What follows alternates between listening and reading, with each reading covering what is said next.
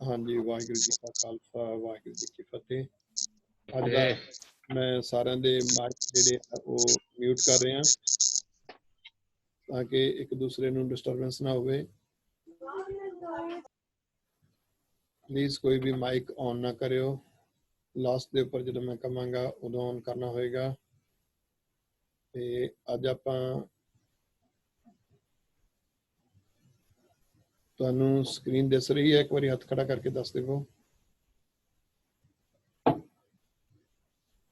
ਹਾਂਜੀ, ਸਕਰੀਨ ਦਿਸ ਰਹੀ ਹੈ ਜੀ? ਓਕੇ, ਧੰਨਵਾਦ। ਮੈਂ ਦੇਖਦਾ ਇੱਕ ਵਾਰੀ ਹੁਣ ਦਿਸੀ ਸਾਰਿਆਂ ਨੂੰ ਸਕਰੀਨ? ਮੇਨ ਸਕਰੀਨ ਦਿਸ ਰਹੀ? ਹਾਂਜੀ, ਓਕੇ ਜੀ। ਸਾਰੇ ਆਪਾਂ ਇੱਕ ਵਾਰੀ ਬੋਲਾਂਗੇ, ਮੈਂ ਬਡਭਾਗੀ ਹਾਂ। ਓਕੇ, ਇੱਕ ਵਾਰੀ ਮੈਂ ਤੁਹਾਡੇ ਮਾਈਕ ਅਨਮਿਊਟ ਕਰ ਰਿਹਾ, ਮਾਈਕ ਚਾਲੂ ਕਰ ਲਓ ਤਾਂ ਕਿ ਤੁਹਾਡੀ ਆਵਾਜ਼ ਮੇਰੇ ਤੱਕ ਆਵੇ। ਸਾਰੇ ਮਾਈਕ ਚਾਲੂ ਕਰ ਲਵੋ। ਮੈਂ ਬਡਭਾਗੀ ਹਾਂ, ਸਤ ਸੰਗਤ ਮੇਰੇ ਗੁਰੂ ਸਾਹਿਬ ਜੀ ਦਾ ਹੈ। ਗੁਰਬਾਣੀ ਦੀ ਵਿਚਾਰ ਗੁਰੂ ਸਾਹਿਬ ਜੀ ਦੇ ਅਸਲੀ ਦਰਸ਼ਨ ਹਨ। ਗੁਰਬਾਣੀ ਦੀ ਵਿਚਾਰ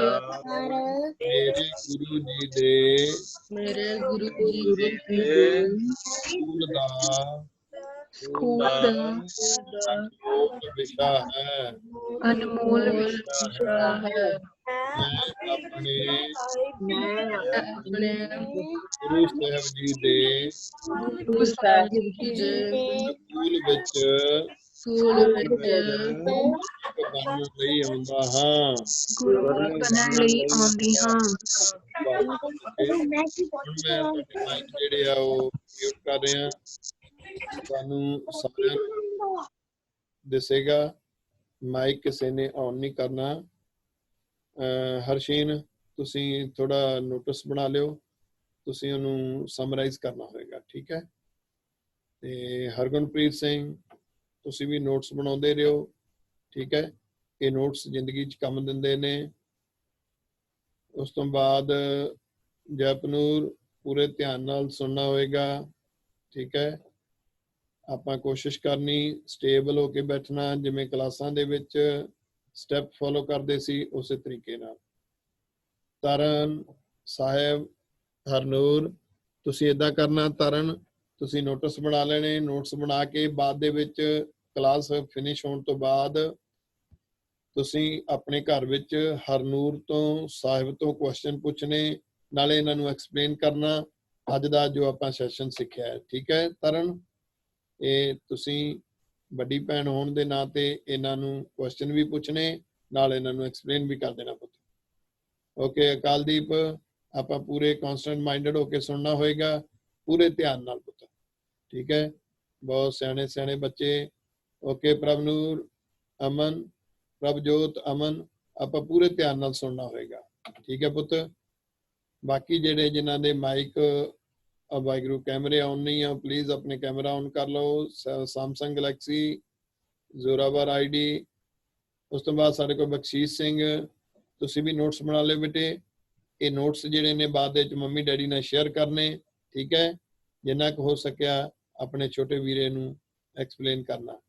ਸਾਡੇ ਕੋਲ ਬਹੁਤ ਹੀ ਪਿਆਰ ਵਾਲੇ ਸਰੋਤੇ, ਸਤਿਕਾਰ ਵਾਲੇ ਸਰੋਤੇ ਡਾਕਟਰ ਸਾਹਿਬ ਹੋਰੀ, ਡਾਕਟਰ ਸ਼ਿੰਦਰ ਸਿੰਘ ਜੀ ਐਸਟਾਵਨ ਤੋਂ, ਔਰ ਹਰ ਦੀਵਾਨ ਅਟੈਂਡ ਕਰਦੇ ਨੇ। ਡਾਕਟਰ ਸਾਹਿਬ ਤੁਹਾਡਾ ਵੀ ਧੰਨਵਾਦ। ਤਵਲੀਨ, ਤੁਸੀਂ ਪੂਰੇ ਧਿਆਨ ਨਾਲ ਸੁਣਨਾ ਹੋਏਗਾ ਪੁੱਤ, ਕੌਨਸਟੈਂਟ ਮਾਈਂਡਡ ਹੋ ਕੇ। ਜਿੱਥੇ ਨਾ ਸਮਝ ਲੱਗੀ ਉਤੇ ਮੰਮੀ ਨੂੰ ਪੁੱਛ ਲੈਣਾ ਬਾਅਦ ਦੇ ਵਿੱਚ। ਆਪਾਂ ਹੁਣ ਸ਼ੁਰੂ ਕਰ ਰਹੇ ਹਾਂ। ਮੈਂ ਉਹੀ ਫਾਈਲ ਫਿਰ ਸ਼ੇਅਰ ਕਰ ਰਿਹਾ।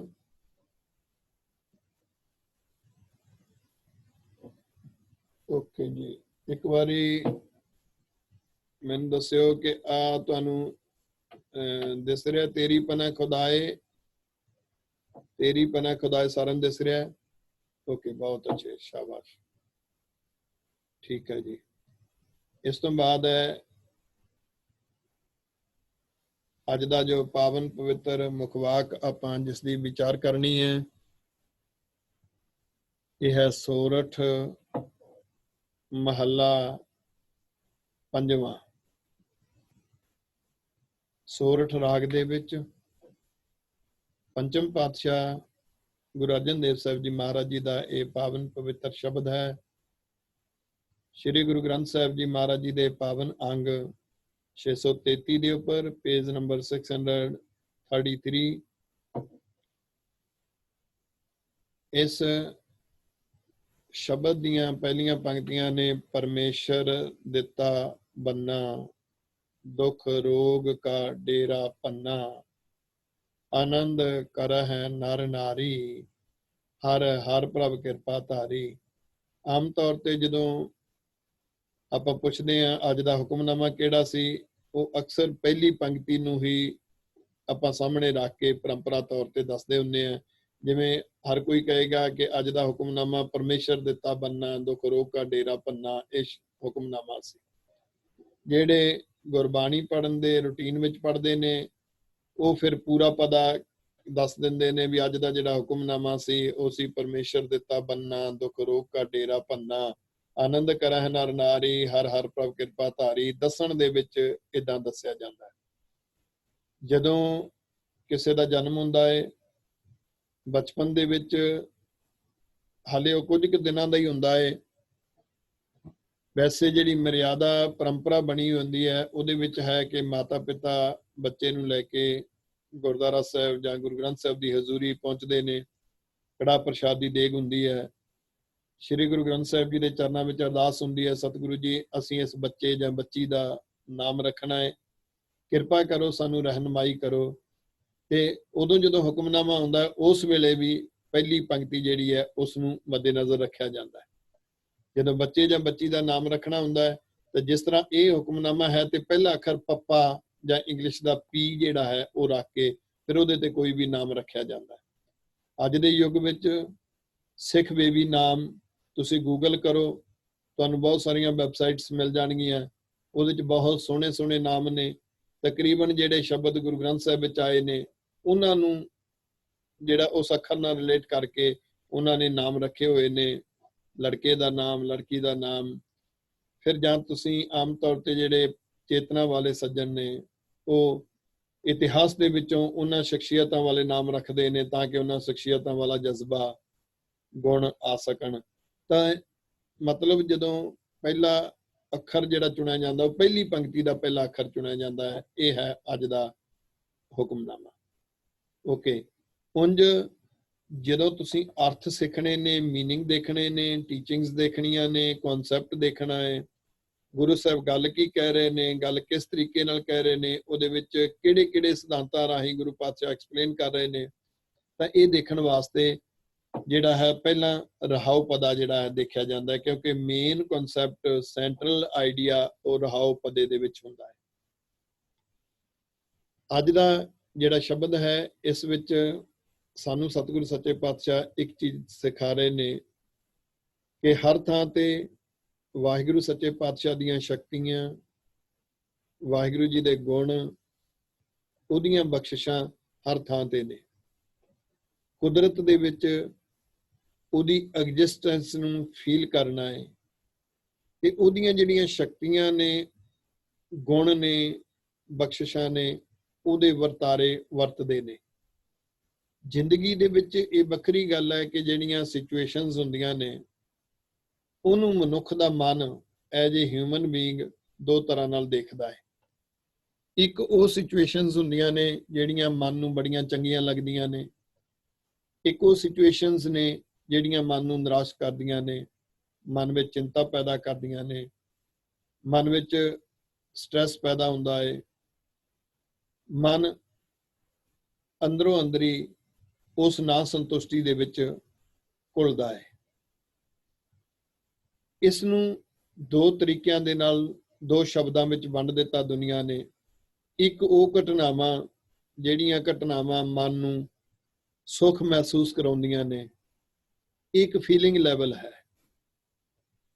ਦੂਸਰਾ ਉਹ ਸਿਚੁਏਸ਼ਨਸ ਜਿਹੜੀਆਂ ਮਨ ਨੂੰ ਦੁੱਖ ਮਹਿਸੂਸ ਕਰਾਉਂਦੀਆਂ ਨੇ, ਇਹ ਵੀ ਇੱਕ ਫੀਲਿੰਗ ਲੈਵਲ ਹੈ।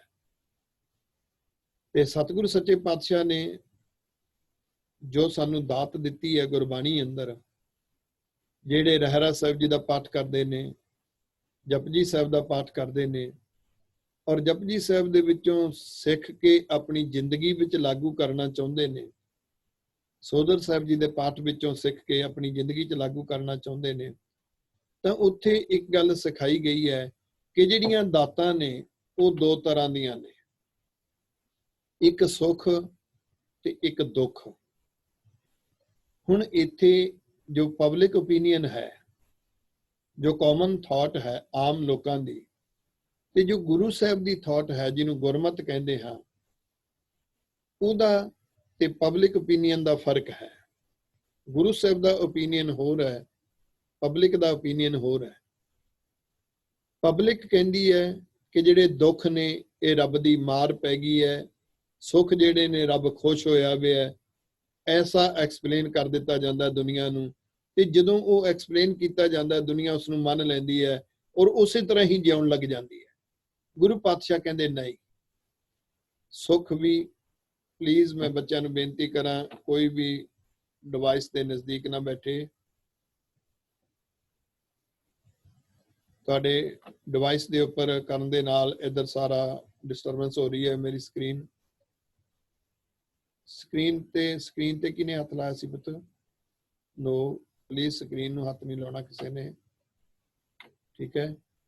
ਦੂਜਿਆਂ ਨੂੰ ਵੀ ਡਿਸਟਰਬੈਂਸ ਹੁੰਦੀ ਹੈ। ਓਕੇ, ਹਾਂਜੀ ਬੇਟਾ ਜੀ, ਆਪਾਂ ਵਿਚਾਰ ਰਹੇ ਸੀ ਕਿ ਪਬਲਿਕ ਓਪੀਨੀਅਨ ਇਹ ਕਹਿ ਰਿਹਾ ਹੈ, ਲੋਕਾਂ ਦੀ ਵਿਚਾਰਧਾਰਾ ਇਹ ਕਹਿ ਰਹੀ ਹੈ ਕਿ ਦੁੱਖ ਆਉਂਦੇ ਨੇ, ਉਹ ਸਿਚੁਏਸ਼ਨ ਸਾਡੀ ਜ਼ਿੰਦਗੀ ਵਿੱਚ ਸਾਨੂੰ ਕੁਦਰਤ ਦੀ ਜਾਂ ਰੱਬ ਦੀ ਮਾਰ ਪੈ ਗਈ ਹੈ। ਸੁੱਖ ਆਉਂਦੇ ਨੇ, ਰੱਬ ਦੀ ਖੁਸ਼ੀ ਹੋ ਗਈ ਹੈ। ਪਰ ਗੁਰੂ ਸਾਹਿਬ ਕਹਿੰਦੇ ਨਹੀਂ, ਇਹ ਦੋਨੋਂ ਹੀ ਗॉड ਗਿਫਟ ਨੇ।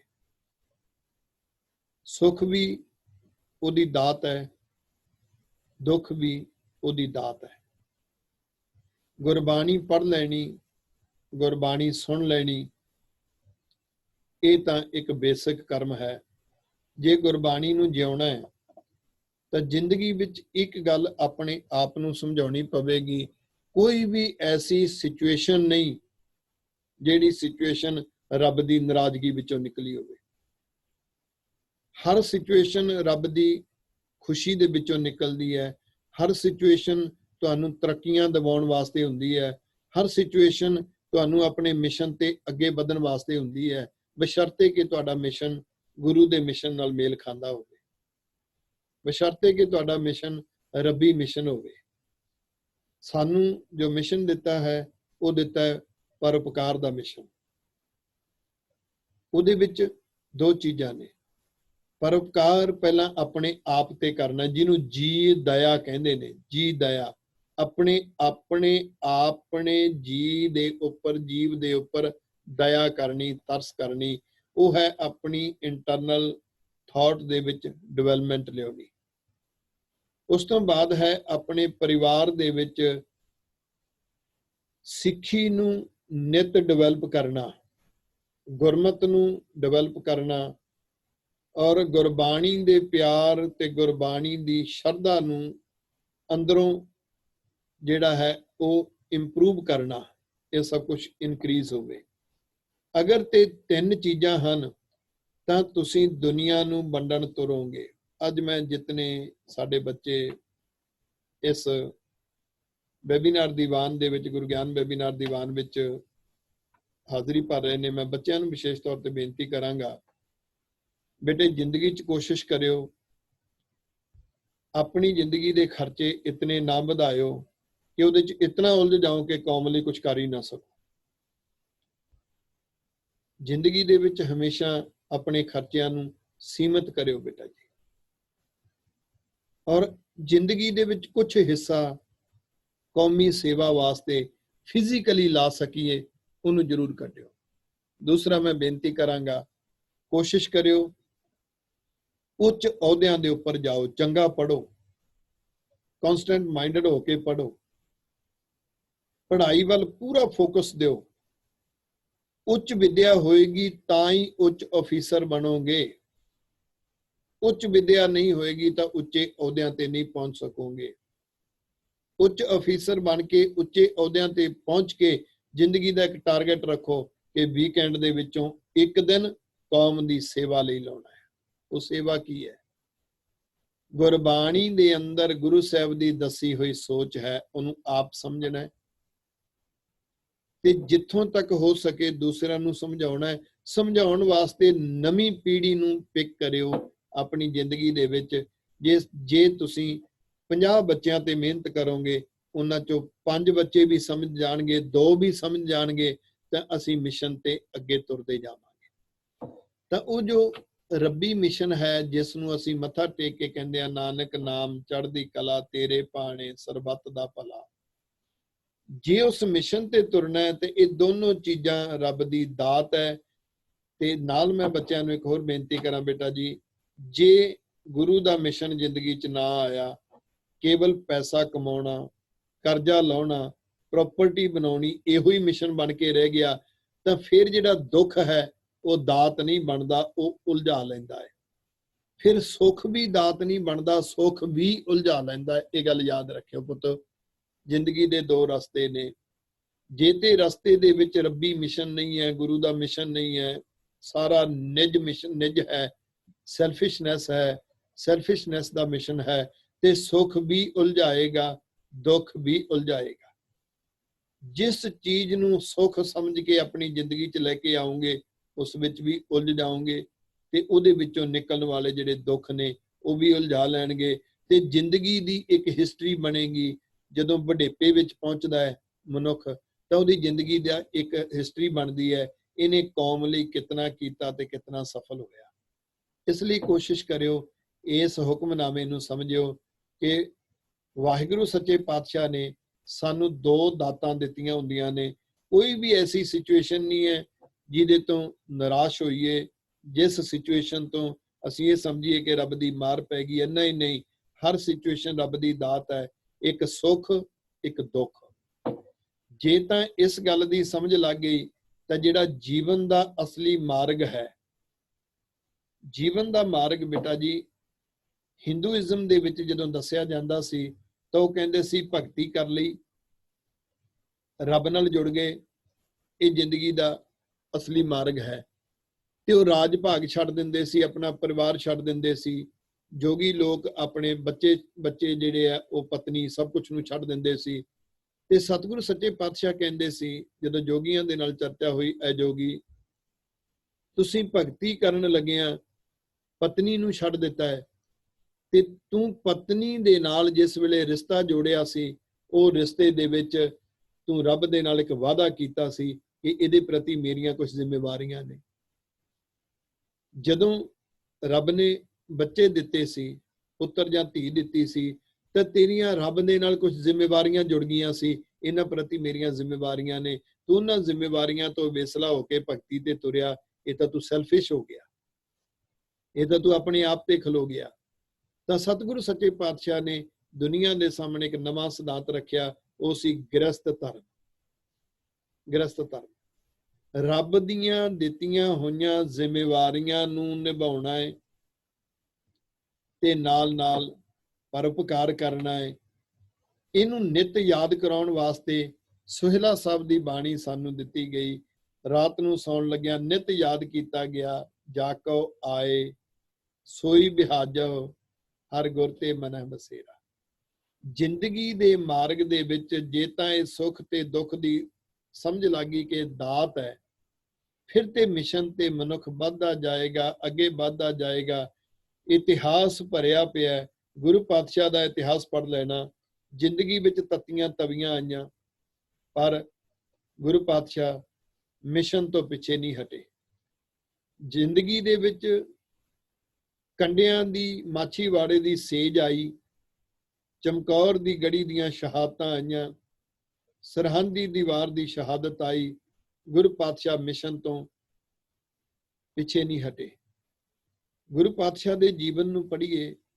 ਧੰਨ ਗੁਰੂ ਨਾਨਕ ਪਾਤਸ਼ਾਹ ਨੇ ਰਾਏ ਭੋਇੰ ਦੀ ਤਲਵੰਡੀ ਛੱਡੀ, ਮਿਸ਼ਨ ਉਹੀ ਰਿਹਾ। ਸੁਲਤਾਨਪੁਰ ਲੋਧੀ ਛੱਡਣਾ ਪਿਆ, ਮਿਸ਼ਨ ਉਹੀ ਰਿਹਾ। ਗੁਰੂ ਅੰਗਦ ਦੇਵ ਸਾਹਿਬ ਜੀ ਮਹਾਰਾਜ ਜੀ ਨੂੰ ਕਰਤਾਰਪੁਰ ਛੱਡਣਾ ਪਿਆ, ਖਡੂਰ ਸਾਹਿਬ ਆਏ, ਮਿਸ਼ਨ ਉਹੀ ਰਿਹਾ। ਗੁਰੂ ਅਮਰਦਾਸ ਸਾਹਿਬ ਜੀ ਨੂੰ ਖਡੂਰ ਸਾਹਿਬ ਛੱਡਣਾ ਪਿਆ। ਜੇ ਗੁਰੂ ਰਾਮਦਾਸ ਸਾਹਿਬ ਜੀ ਦੀ ਗੱਲ ਕਰੀਏ, ਉਹਨਾਂ ਗੋਇੰਦਵਾਲ ਸਾਹਿਬ ਛੱਡਿਆ। ਛੇਵੇਂ ਪਾਤਸ਼ਾਹ ਨੇ ਅੰਮ੍ਰਿਤਸਰ ਸਾਹਿਬ ਛੱਡਿਆ। 8ਵੇਂ ਪਾਤਸ਼ਾਹ ਨੇ ਕੀਰਤਪੁਰ ਸਾਹਿਬ ਛੱਡਿਆ। ਫਿਰ ਗੁਰੂ ਤੇਗ ਬਹਾਦਰ ਸਾਹਿਬ ਜੀ ਮਹਾਰਾਜ ਸੱਚੇ ਪਾਤਸ਼ਾਹ ਨੇ ਅਨੰਦਪੁਰ ਸਾਹਿਬ ਵਸਾਇਆ। 10ਵੇਂ ਪਾਤਸ਼ਾਹ ਨੇ ਅਨੰਦਪੁਰ ਸਾਹਿਬ ਛੱਡਿਆ, ਪਰ ਮਿਸ਼ਨ ਨਹੀਂ ਛੱਡਿਆ। ਜ਼ਿੰਦਗੀ 'ਚ ਦੁੱਖ ਆਏ, ਬਹੁਤ ਵੱਡੇ ਵੱਡੇ ਦੁੱਖ ਆਏ, ਪਲ ਪਲ ਤੇ ਦੁੱਖ ਆਏ, ਤੇ ਗੁਰੂ ਪਾਤਸ਼ਾਹ ਦਾ ਜੀਵਨ ਸਿਖਾ ਰਿਹਾ ਹੈ, ਦੁੱਖ ਹੀ ਤੁਹਾਨੂੰ ਜੁਝਾਰੀ ਬਿਰਤੀ ਵਿੱਚ ਪਰਪੱਕ ਕਰੇਗਾ। ਤੁਸੀਂ ਕਿਤਨੇ ਕੁ ਸੰਘਰਸ਼ ਵਿੱਚ ਜੂਝਣ ਵਾਲੇ ਹੋ, ਤੁਸੀਂ ਕਿਤਨੇ ਕੁ ਸੰਘਰਸ਼ ਦੇ ਵਿੱਚ ਉਦਮੀ ਹੋ, ਤੁਸੀਂ ਕਿਤਨੇ ਕੁ ਆਪਣੇ ਟਾਰਗੇਟ ਦੇ ਵਿੱਚ, ਮਿਸ਼ਨ ਦੇ ਵਿੱਚ ਪੱਕੇ ਹੋ, ਇਹ ਤੁਹਾਨੂੰ ਦੁੱਖਾਂ ਦੀਆਂ ਹਨੇਰੀਆਂ ਵਿੱਚੋਂ ਨਿਕਲ ਕੇ ਹੀ ਜਿਹੜਾ ਹੈ ਉਹਦਾ ਇੱਕ ਨਤੀਜਾ ਨਿਕਲੇਗਾ। ਫਿਰ ਅਸੀਂ ਇਹ ਗੁਰੂ ਸਾਹਿਬ ਦੇ, ਜਦੋਂ ਅਸੀਂ ਗੁਰੂ ਸਾਹਿਬ ਦੇ ਜੀਵਨ ਤੋਂ ਬਾਅਦ ਸਿੰਘਾਂ ਦੇ ਜੀਵਨ ਦੇਖਾਂਗੇ। ਪਲੀਜ਼ ਆਪਣੇ ਮਾਈਕ ਆਫ ਰੱਖੋ ਜੀ। ਹਾਂਜੀ, ਜਦੋਂ ਆਪਾਂ ਸਿੰਘਾਂ ਦੇ ਜੀਵਨ ਦੇਖਾਂਗੇ, ਚਾਹੇ ਉਹ ਬਾਬਾ ਬੰਦਾ ਸਿੰਘ ਬਹਾਦਰ ਦਾ ਜੀਵਨ ਸੀ,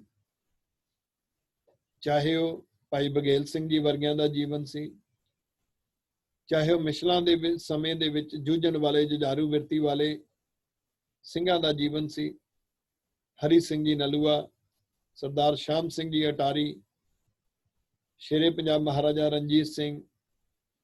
ਜੇ ਮੌਜੂਦਾ ਦੌਰ ਦੀ ਗੱਲ ਕਰੀਏ, ਉਸ ਵੇਲੇ ਵੀ ਜੁਝਾਰੂ ਬਿਰਤੀ ਵਾਲੇ ਭਾਈ ਸਾਹਿਬ ਭਾਈ ਲక్ష్మణ ਸਿੰਘ ਜੀ, ਹੋਰ ਬੜੀਆਂ ਐਸੀਆਂ ਸ਼ਖਸੀਅਤਾਂ ਨੇ ਜਿਨ੍ਹਾਂ ਦੇ ਅੰਦਰ ਜੁਝਾਰੂ ਬਿਰਤੀ ਸੀ।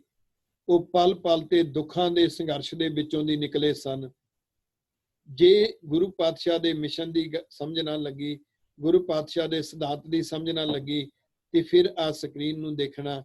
ਜ਼ਿੰਦਗੀ ਦੇ ਵਿੱਚ ਜਦੋਂ ਸੁੱਖ ਆਉਂਦਾ ਹੈ ਤਾਂ ਮਿਸ਼ਨ ਤੇ ਮਨ ਤੁਰਨਾ ਚਾਹੁੰਦਾ ਹੈ, ਜਦੋਂ ਦੁੱਖ ਆਉਂਦਾ ਹੈ ਤੇ ਮੁੜ ਜਾਂਦਾ ਹੈ ਤੇ ਜ਼ਿੰਦਗੀ ਦੇ ਵਿੱਚ ਕੁਝ ਕਰ ਨਹੀਂ ਪਾਉਂਦਾ।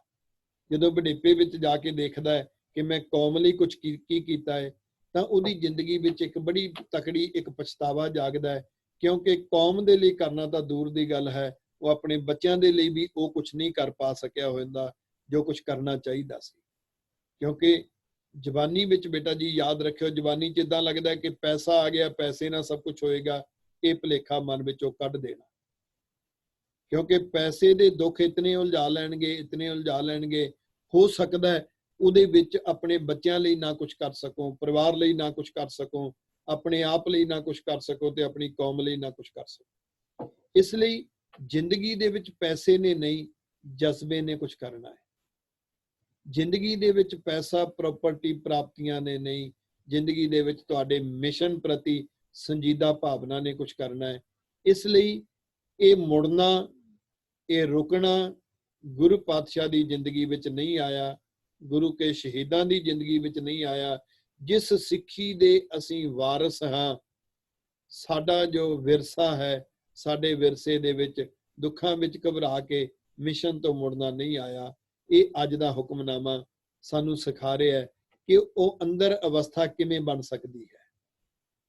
ਉਹ ਬਣ ਸਕਦੀ ਹੈ ਜਦੋਂ ਸਮਝ ਲੱਗਦੀ ਹੈ, ਸਾਰੇ ਬੋਲਿਓ, ਪਰਮੇਸ਼ਰ ਦਿੱਤਾ ਬੰਨਾ,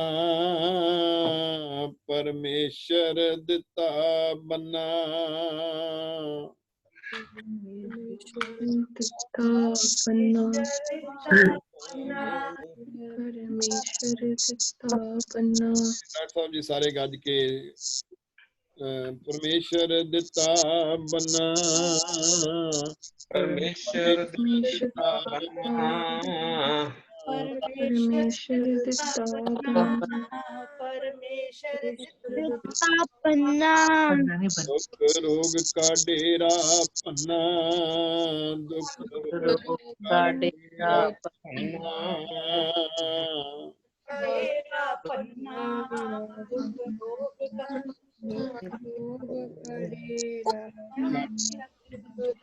ਵਾਹ, ਬਹੁਤ ਅੱਛੇ ਜੀ। ਬੰਨਾ ਹੁੰਦਾ ਹੈ ਬੈਰੀਅਰ। ਇੱਕ ਗੱਲ ਯਾਦ ਰੱਖਿਓ, ਦੁੱਖ ਸਰੀਰ ਨੂੰ ਨਹੀਂ ਪਹੁੰਚਦਾ, ਦੁੱਖ ਮਨ ਨੂੰ ਪਹੁੰਚਦਾ ਹੈ।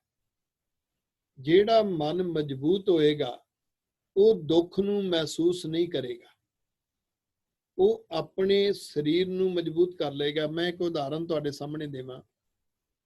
ਜਿਹੜਾ ਮਨ ਦਾ ਕਮਜ਼ੋਰ ਹੋਏਗਾ, ਛੋਟਾ ਜਿਹਾ ਕੰਡਾ ਵੱਜ ਜਾਵੇ ਦੁਖੀ ਹੁੰਦਾ ਹੈ।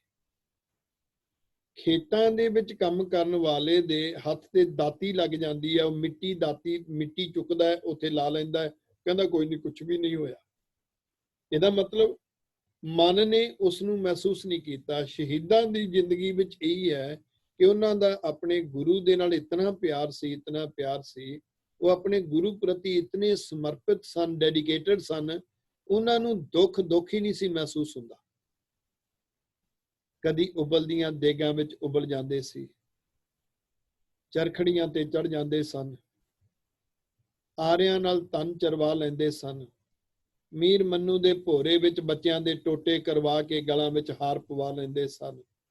ਪਰ ਸਿੱਖੀ ਕੇਸਾਂ ਸਵਾਸਾਂ ਸੰਗ ਨਿਭ ਜਾਵੇ, ਇਹ ਜ਼ਿੰਦਗੀ ਵਿੱਚ ਇੱਛਾ ਰੱਖਦੇ ਸਨ। ਜਿੰਨੇ ਬੱਚੇ ਅੱਜ ਦੇ ਇਸ ਦੀਵਾਨ ਵਿੱਚ ਹਨ, ਬੇਟਾ ਜੀ ਮੈਂ ਤੁਹਾਨੂੰ ਇੱਕ ਬੇਨਤੀ ਕਰਾਂਗਾ, ਜ਼ਿੰਦਗੀ ਦੇ ਵਿੱਚ ਜਦੋਂ ਵੀ ਕੋਈ ਕੇਸ ਕਟਾ ਲੈਂਦਾ ਹੈ ਤਾਂ ਉਹਦੀ ਸਿੱਖੀ ਕੇਸਾਂ ਨਾਲ ਨਹੀਂ ਨਿਭੀ। ਕੋਸ਼ਿਸ਼ ਕਰਿਓ, ਗੁਰੂ ਗ੍ਰੰਥ ਸਾਹਿਬ ਜੀ ਦੇ ਅੱਗੇ ਅਰਦਾਸ ਕਰਿਓ, ਸਤਿਗੁਰੂ ਜੀ ਮੇਰੀ ਸਿੱਖੀ ਕੇਸਾਂ ਨਾਲ ਵੀ ਨਿਭ ਜਾਵੇ ਤੇ ਸਵਾਸਾਂ ਨਾਲ ਵੀ ਨਿਭ ਜਾਵੇ। ਇਹ ਅਰਦਾਸ ਵਿੱਚ ਨਿਤ ਮੰਗਿਆ ਜਾਂਦਾ ਹੈ, ਸਿੱਖਾਂ ਨੂੰ ਸਿੱਖੀ ਦਾਨ ਕੇਸ ਦਾਨ। ਤੇ ਫਿਰ ਸਾਨੂੰ ਯਾਦ ਕਰਾਇਆ ਜਾਂਦਾ ਹੈ, ਜਿਨ੍ਹਾਂ ਨੇ ਸਿੱਖੀ ਕੇਸਾਂ ਸਵਾਸਾਂ ਸੰਗ ਨਿਭਾਈ, ਤਿੰਨਾਂ ਦੀ ਕਮਾਈ ਦਾ ਧਿਆਨ ਧਰ ਕੇ ਬੋਲੋ ਜੀ ਵਾਹਿਗੁਰੂ। ਬੇਟਾ ਜੀ ਤੁਹਾਨੂੰ ਬਹੁਤ ਐਸਾ ਫਰੈਂਡ ਸਰਕਲ ਬਣੇਗਾ, ਬਹੁਤ ਐਸੇ ਮਿੱਤਰ ਮਿਲਣਗੇ ਜਿਹੜੇ ਤੁਹਾਨੂੰ ਰਿਅਲਾਈਜ਼ ਕਰਾਉਣ ਦੀ ਕੋਸ਼ਿਸ਼ ਕਰਨਗੇ ਨਾ ਕੇਸਾਂ ਦੀ ਲੋੜ ਨਹੀਂ। ਤੁਹਾਨੂੰ ਬਹੁਤ ਐਸੇ ਮਿੱਤਰ ਮਿਲਣਗੇ ਜਿਹੜੇ ਤੁਹਾਡੇ ਅੰਦਰ ਇਹ ਗੱਲ ਭਰ ਦੇਣਗੇ ਕਿ ਇਹਨਾਂ ਕੇਸਾਂ ਤੋਂ ਬਿਨਾਂ ਵੀ ਤੇ ਬੰਦਗੀ ਹੋ ਸਕਦੀ ਹੈ। ਤੁਹਾਡੇ ਅੰਦਰ ਬਹੁਤ ਲੋਕ ਐਸੀ ਗੱਲ ਭਰ ਦੇਣਗੇ, ਜੇ ਕੇਸ ਨਹੀਂ ਤਾਂ ਕੀ ਹੈ, ਮੈਂ ਫਿਰ ਵੀ ਤਾਂ ਪਰਉਪਕਾਰ ਕਰ ਸਕਦਾ। ਪਰ ਇੱਕ ਗੱਲ ਯਾਦ ਰੱਖਿਓ, ਤੁਸੀਂ ਪਰਉਪਕਾਰ ਵੀ ਕਰ ਸਕਦੇ ਹੋ, ਸਭ ਕੁਝ ਕਰ ਸਕਦੇ ਹੋ, ਪਰ ਮੇਰੇ ਗੁਰੂ ਦੇ ਵਿਰਸੇ ਦੀ ਜਿਹੜੀ ਦਾਤ ਹੈ ਉਹ ਸਿੱਖੀ ਕੇਸਾਂ ਨਾਲ ਨਹੀਂ ਨਿਭੀ, ਉਹ ਜ਼ਿੰਦਗੀ ਚੋਂ ਗੁਆਚ ਜਾਏਗਾ। ਕੋਸ਼ਿਸ਼ ਕਰਿਓ ਇਹ ਜ਼ਿੰਦਗੀ ਚੋਂ ਨਾ ਗੁਆਚੇ। ਅਰਦਾਸਾਂ ਕਰਿਓ, ਸਤਿਗੁਰੂ ਸੱਚੇ ਪਾਤਸ਼ਾਹ ਰਹਿਮਤ ਕਰਨਗੇ। ਤਾਂ ਹੁਣ ਪਰਮੇਸ਼ਰ ਦਿੱਤਾ ਬੰਨਾ, ਰੱਬ ਨੇ ਇੱਕ ਬੈਰੀਅਰ ਦੇ ਦਿੱਤਾ। ਉਹ ਬੈਰੀਅਰ ਕਿਹੜਾ? ਇਹ ਮਨ ਜਿਹੜਾ ਦੁੱਖਾਂ ਵੱਲ ਨੂੰ ਜਾਂਦਾ ਸੀ, ਤਾਂ ਉਹ ਦੁੱਖ ਆਏ ਨੇ। ਇੱਕ ਗੱਲ ਯਾਦ ਰੱਖਿਓ ਬੇਟੇ, ਇਹ ਨਾ ਸੋਚਿਓ ਕਿ ਦੁੱਖ ਆਉਣਗੇ ਨਹੀਂ। ਕਈ ਵਾਰੀ ਧਰਮ ਦੀ, ਧਾਰਮਿਕ ਗ੍ਰੰਥਾਂ ਦੀ ਤੇ ਧਾਰਮਿਕ ਵਿਚਾਰਧਾਰਾ ਦੀ ਇੰਟਰਪ੍ਰੀਟੇਸ਼ਨ ਜਿਹੜੀ ਹੈ ਉਹ ਇਨਕੰਪਲੀਟ ਲੋਕਾਂ ਨੂੰ ਦੱਸੀ ਜਾਂਦੀ ਹੈ। ਬਹੁਤੇ ਲੋਕਾਂ ਨੂੰ, 90% ਲੋਕਾਂ ਨੂੰ ਇਹ ਗੱਲ ਲੱਗਦੀ ਹੈ ਕਿ ਜੇ ਅਸੀਂ ਰੱਬ ਦੀ ਭਗਤੀ ਕਰਾਂਗੇ ਤਾਂ ਸਾਡੀ ਜ਼ਿੰਦਗੀ 'ਚ ਦੁੱਖ ਨਹੀਂ ਆਉਣਗੇ। ਇਹ ਬਹੁਤ ਵੱਡਾ ਭੁਲੇਖਾ ਹੈ ਬੇਟਾ ਜੀ, ਗੁਰਬਾਣੀ ਨੇ ਇਸ ਨੂੰ ਨਹੀਂ ਮੰਨਿਆ। ਗੁਰਬਾਣੀ ਦਾ ਇਹ ਫਰਮਾਨ ਹੈ ਕਿ ਜ਼ਿੰਦਗੀ ਵਿੱਚ ਦੁੱਖ ਆਉਂਦੇ ਨੇ।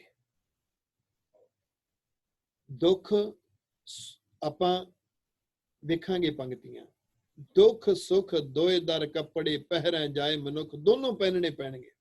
ਜਿਵੇਂ ਸਰਦੀਆਂ ਦੇ ਕੱਪੜੇ ਨੇ, ਗਰਮੀਆਂ ਦੇ ਕੱਪੜੇ ਨੇ, ਇਸੇ ਤਰ੍ਹਾਂ ਸੁੱਖ ਤੇ ਦੁੱਖ ਮਨ ਦੇ ਕੱਪੜੇ ਨੇ, ਪਹਿਨਣੇ ਪੈਣਗੇ। ਹੁਣ ਉਹ ਡੇਰਾ ਕਿਹੜਾ ਹੈ? ਦੁੱਖ ਰੋਗ ਕਾ ਡੇਰਾ ਭੰਨਾ, ਉਹ ਡੇਰਾ ਹੈ ਬੇਟਾ ਜੀ ਸੋਚ, ਉਹ ਡੇਰਾ ਹੈ ਫੀਲਿੰਗ। ਔਰ ਉਹ ਸੋਚ ਕਿਵੇਂ ਪਰਮੇਸ਼ਰ ਨੇ ਦੂਰ ਕੀਤੀ? ਇੱਕ ਬੈਰੀਅਰ ਦੇ ਦਿੱਤਾ। ਮਨ ਜ਼ਿੰਦਗੀ ਵਿੱਚ ਜਦੋਂ ਕੋਈ ਸਿਚੁਏਸ਼ਨ ਆਈ, ਜਿਹੜੀ ਸਿਚੁਏਸ਼ਨ ਮਨ ਨੂੰ ਦੁਖੀ ਕਰ ਸਕਦੀ ਸੀ, ਕੋਈ ਐਸੀ ਸਿਚੁਏਸ਼ਨ ਆਈ ਜਿਹੜੀ ਮਨ ਨੂੰ ਨਿਰਾਸ਼ ਕਰ ਸਕਦੀ ਸੀ, ਮਿਸ਼ਨ ਤੋਂ ਤੋੜ ਸਕਦੀ ਸੀ, ਜਦੋਂ ਉਹ ਸਿਚੁਏਸ਼ਨ ਆਈ ਤਾਂ ਰੱਬ ਨੇ ਇੱਕ ਬੈਰੀਅਰ ਦੇ ਦਿੱਤਾ। ਉਹ ਬੈਰੀਅਰ ਅਗਲੀਆਂ ਪੰਕਤੀਆਂ ਵਿੱਚ ਦੱਸਿਆ ਗਿਆ। ਉਹ ਬੈਰੀਅਰ ਕਿਹੜਾ ਦੇ ਦਿੱਤਾ? ਉਹ ਹੈ, ਸਾਨੂੰ ਗੁਰਬਾਣੀ ਨੇ ਸਮਝਾ ਦਿੱਤਾ। ਅਸੀਂ ਜਪਜੀ ਸਾਹਿਬ ਦੇ ਵਿੱਚੋਂ ਸਿੱਖ ਲਿਆ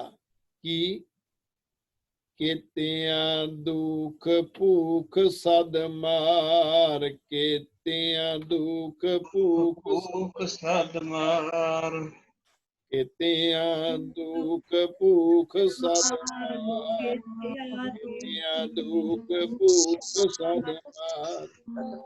ਜ਼ਿੰਦਗੀ ਦੇ ਵਿੱਚ ਟ੍ਰੈਜਡੀ ਵਾਪਰ ਜਾਣੀ, ਜ਼ਿੰਦਗੀ ਦੇ ਵਿੱਚ ਦੁੱਖ ਆ ਜਾਣਾ, ਕ੍ਰਾਈਸਿਸ ਆ ਜਾਣਾ, ਇਹ ਤਿੰਨ ਤਰ੍ਹਾਂ ਦੀ ਸਿਚੁਏਸ਼ਨ ਹੁੰਦੀ ਹੈ ਬੇਟਾ ਜੀ। ਕੀਤਿਆਂ ਦੁੱਖ, ਜ਼ਿੰਦਗੀ ਦੇ ਵਿੱਚ ਦੁੱਖ ਕਿਸ ਤਰ੍ਹਾਂ ਦਾ ਹੁੰਦਾ ਹੈ, ਕਦੀ ਵੀ ਕੋਈ ਇਸ ਨੂੰ ਸੋਚ ਨਹੀਂ ਸਕਦਾ। ਦੁੱਖ ਆਪਣੇ ਬੱਚਿਆਂ ਵੱਲੋਂ ਵੀ ਆ ਸਕਦਾ ਹੈ, ਦੁੱਖ ਪਤਨੀ ਵੱਲੋਂ ਵੀ ਆ ਸਕਦਾ ਹੈ, ਦੁੱਖ ਮਿੱਤਰਾਂ ਵੱਲੋਂ ਵੀ ਆ ਸਕਦਾ ਹੈ, ਦੁੱਖ ਸਮਾਜ ਵੱਲੋਂ ਵੀ ਆ ਸਕਦਾ ਹੈ। ਪਹਿਲੀ ਗੱਲ, ਜ਼ਿੰਦਗੀ ਦਾ ਹਿੱਸਾ ਹੈ ਦੁੱਖ। ਦੂਸਰਾ ਹੁੰਦਾ ਭੂਖ, ਭੂਖ ਹੁੰਦਾ ਕ੍ਰਾਈਸਿਸ। ਇੱਥੇ ਮੈਂ ਫਿਰ ਇੱਕ ਵਾਰੀ ਬੇਨਤੀ ਕਰਦਿਆਂ ਪੁੱਤ, ਸਾਰੇ ਬੱਚੇ ਨੋਟ ਕਰਿਓ, ਇਕਨੋਮਿਕਲ ਕ੍ਰਾਈਸਿਸ ਜ਼ਿੰਦਗੀ ਵਿੱਚ ਆਪ ਨਾ ਬੀਜਣਾ, ਯਾਨੀ ਕੋਸ਼ਿਸ਼ ਕਰਨੀ ਜ਼ਿੰਦਗੀ ਵਿੱਚ ਅਨਨੈਸੈਸਰੀ ਖਰਚੇ ਨਾ ਵਧਾਇਓ, ਈਗੋਇਜ਼ਮ ਦੇ ਵਿੱਚ ਆ ਕੇ ਖਰਚੇ ਨਾ ਵਧਾਇਓ, ਆਪਣੇ ਖਰਚਿਆਂ ਨੂੰ ਸੀਮਿਤ ਰੱਖਿਓ ਬੇਟਾ ਜੀ। ਦੁਨੀਆ ਕਹੇਗੀ ਇਹ ਛੋਟਾ ਹੈ, ਇਹ ਗਰੀਬ ਹੈ, ਕੋਈ ਗੱਲ ਨਹੀਂ, ਕੋਈ ਫਰਕ ਨਹੀਂ ਪਏਗਾ। ਪਰ ਜੇ ਜ਼ਿੰਦਗੀ ਦੇ ਵਿੱਚ ਅਣਹੋਏ ਖਰਚੇ ਵਧਾ ਲਏ ਨਾ, ਕਰਜ਼ਿਆਂ ਦੀ ਵੱਡੀ ਪੰਡ ਚੁੱਕ ਲਈ, ਬੇਟਾ ਜੀ ਇਕਨੋਮਿਕਲ ਕ੍ਰਾਈਸਿਸ ਦੇ ਬੀਜ ਆਪ ਬੀਜੇ ਜਾਂਦੇ ਨੇ।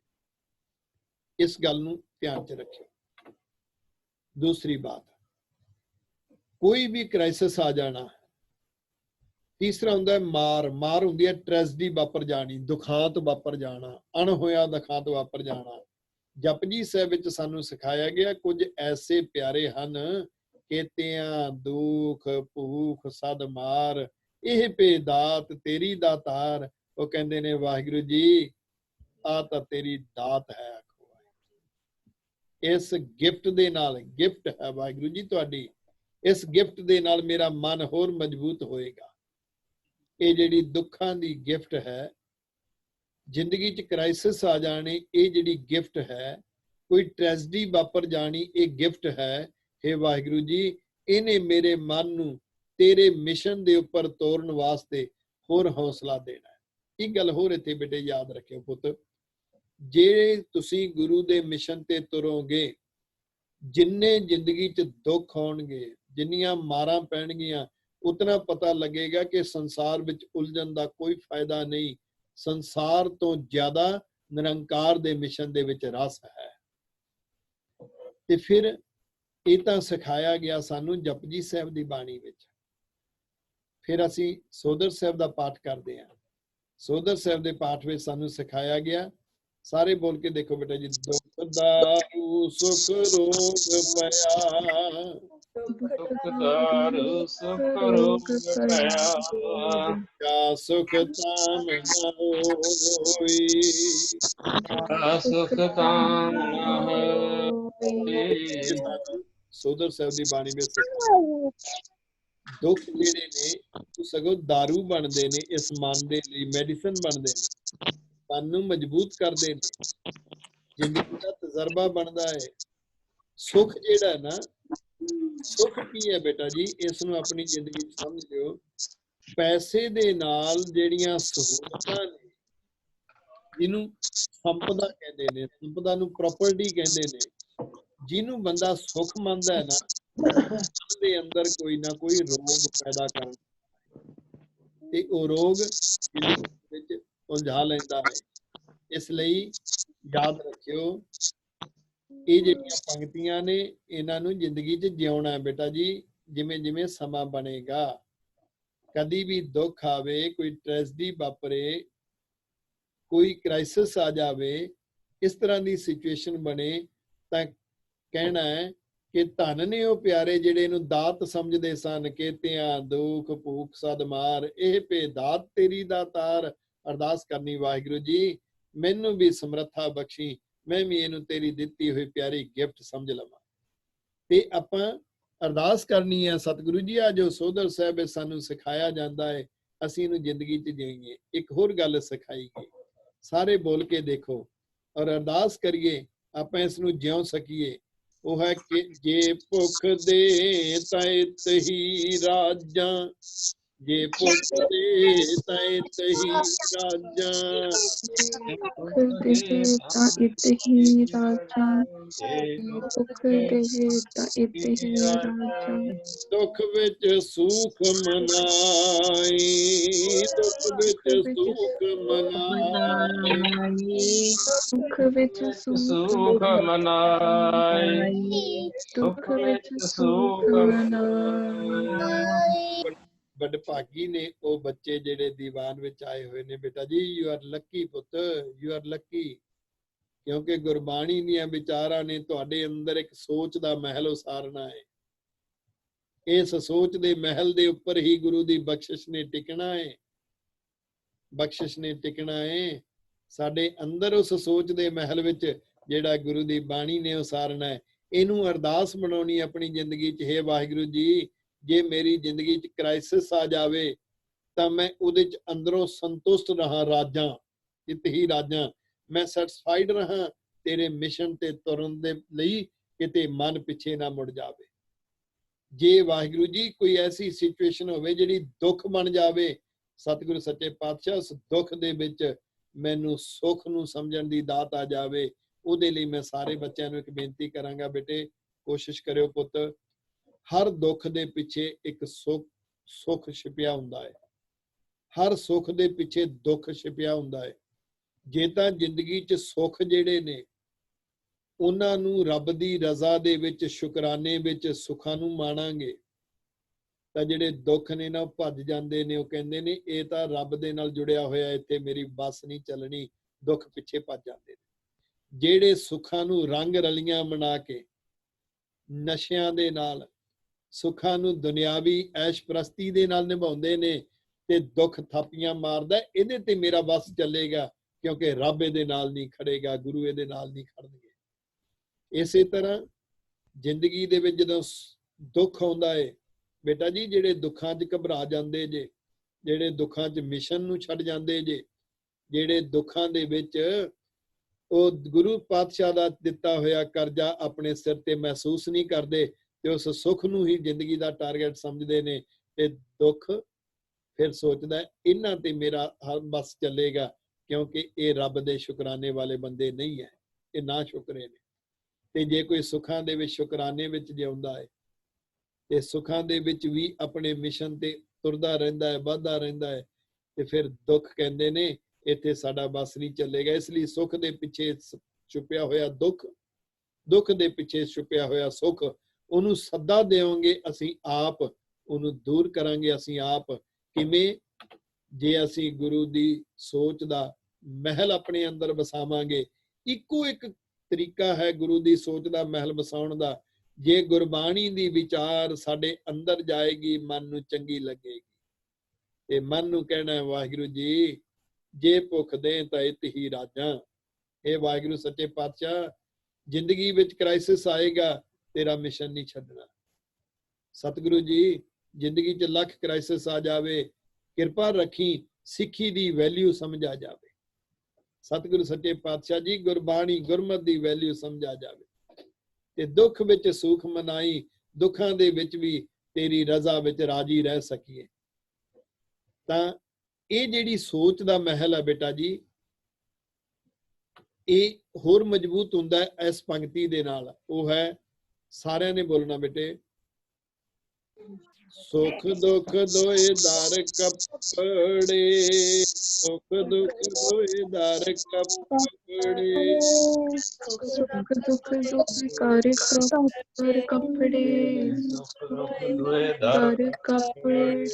ਜਿਨ੍ਹਾਂ ਬੱਚਿਆਂ ਨੂੰ ਪੰਜਾਬੀ ਨਹੀਂ ਆਉਂਦੀ, ਤੁਸੀਂ ਹੇਠਾਂ ਤੋਂ ਆ ਜਿਹੜੀ ਗ੍ਰੀਨ ਟੈਬ ਹੈ ਜਿੱਥੇ ਤੁਸੀਂ ਕਰਸ਼ਨ ਦੇਖ ਰਹੇ ਹੋ, ਇੱਥੋਂ ਪੜ੍ਹ ਲਿਆ ਕਰੋ। ਦੁਬਾਰੇ ਬੋਲੋ, ਸੁਖ ਦੁੱਖ ਦੋਏ ਦਰ ਕੱਪੜੇ, ਸੁਖ ਦੁੱਖ ਦੋਏ ਦਰ ਕੱਪੜੇ, ਦੋਏ ਦਰ ਕੱਪੜੇ, ਸੁਖ ਦੁੱਖ ਦੋਏ ਦਰ ਕੱਪੜੇ।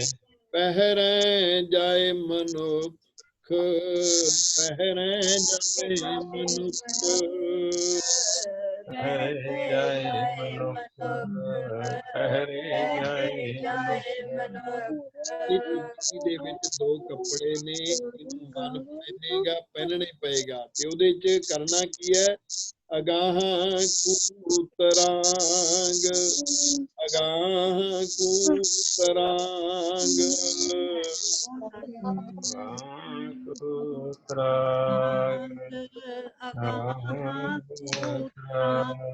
ਪਿਛਾਂ ਫੇਰ ਨਾ ਮੋਢੜਾ, ਪਿਛਾਂ ਫੇਰ ਨਾ ਮੋਢੜਾ, ਫੇਰ ਨਾ ਮੋਢੜਾ, ਪਿਛਾ ਫੇਰ ਨਾ ਮੋਢੜਾ।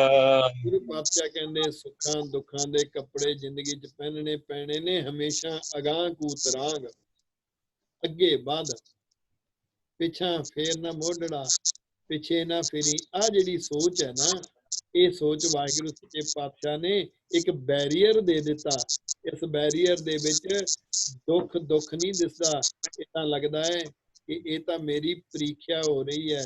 ਗੁਰੂ ਪਾਤਸ਼ਾਹ ਦੇਖ ਰਹੇ ਨੇ ਕਿ ਤੂੰ ਮਿਸ਼ਨ ਤੇ ਤੁਰਦਾ ਹੈ ਜਾਂ ਤੂੰ ਮਿਸ਼ਨ ਤੇ ਰੁਕਦਾ ਹੈ। ਰੱਬ ਦੇਖ ਰਿਹਾ ਤੂੰ ਅੰਦਰੋਂ ਕਿਤਨਾ ਮਜ਼ਬੂਤ ਹੈ।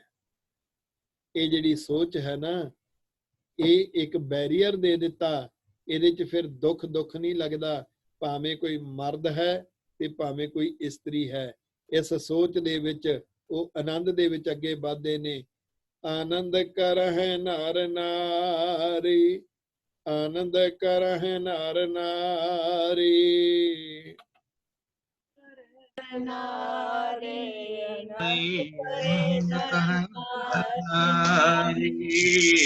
ਹਰ ਹਰ ਪ੍ਰਭ ਕਿਰਪਾ ਤਾਰੀ, ਹਰ ਹਰ ਪ੍ਰਭ ਕਿਰਪਾ ਤਾਰੀ, ਹਰ ਹਰ ਕਿਰਪਾ ਤਾਰੀ, ਹਰ ਹਰ ਪ੍ਰਭ ਕਿਰਪਾ ਤਾਰੀ।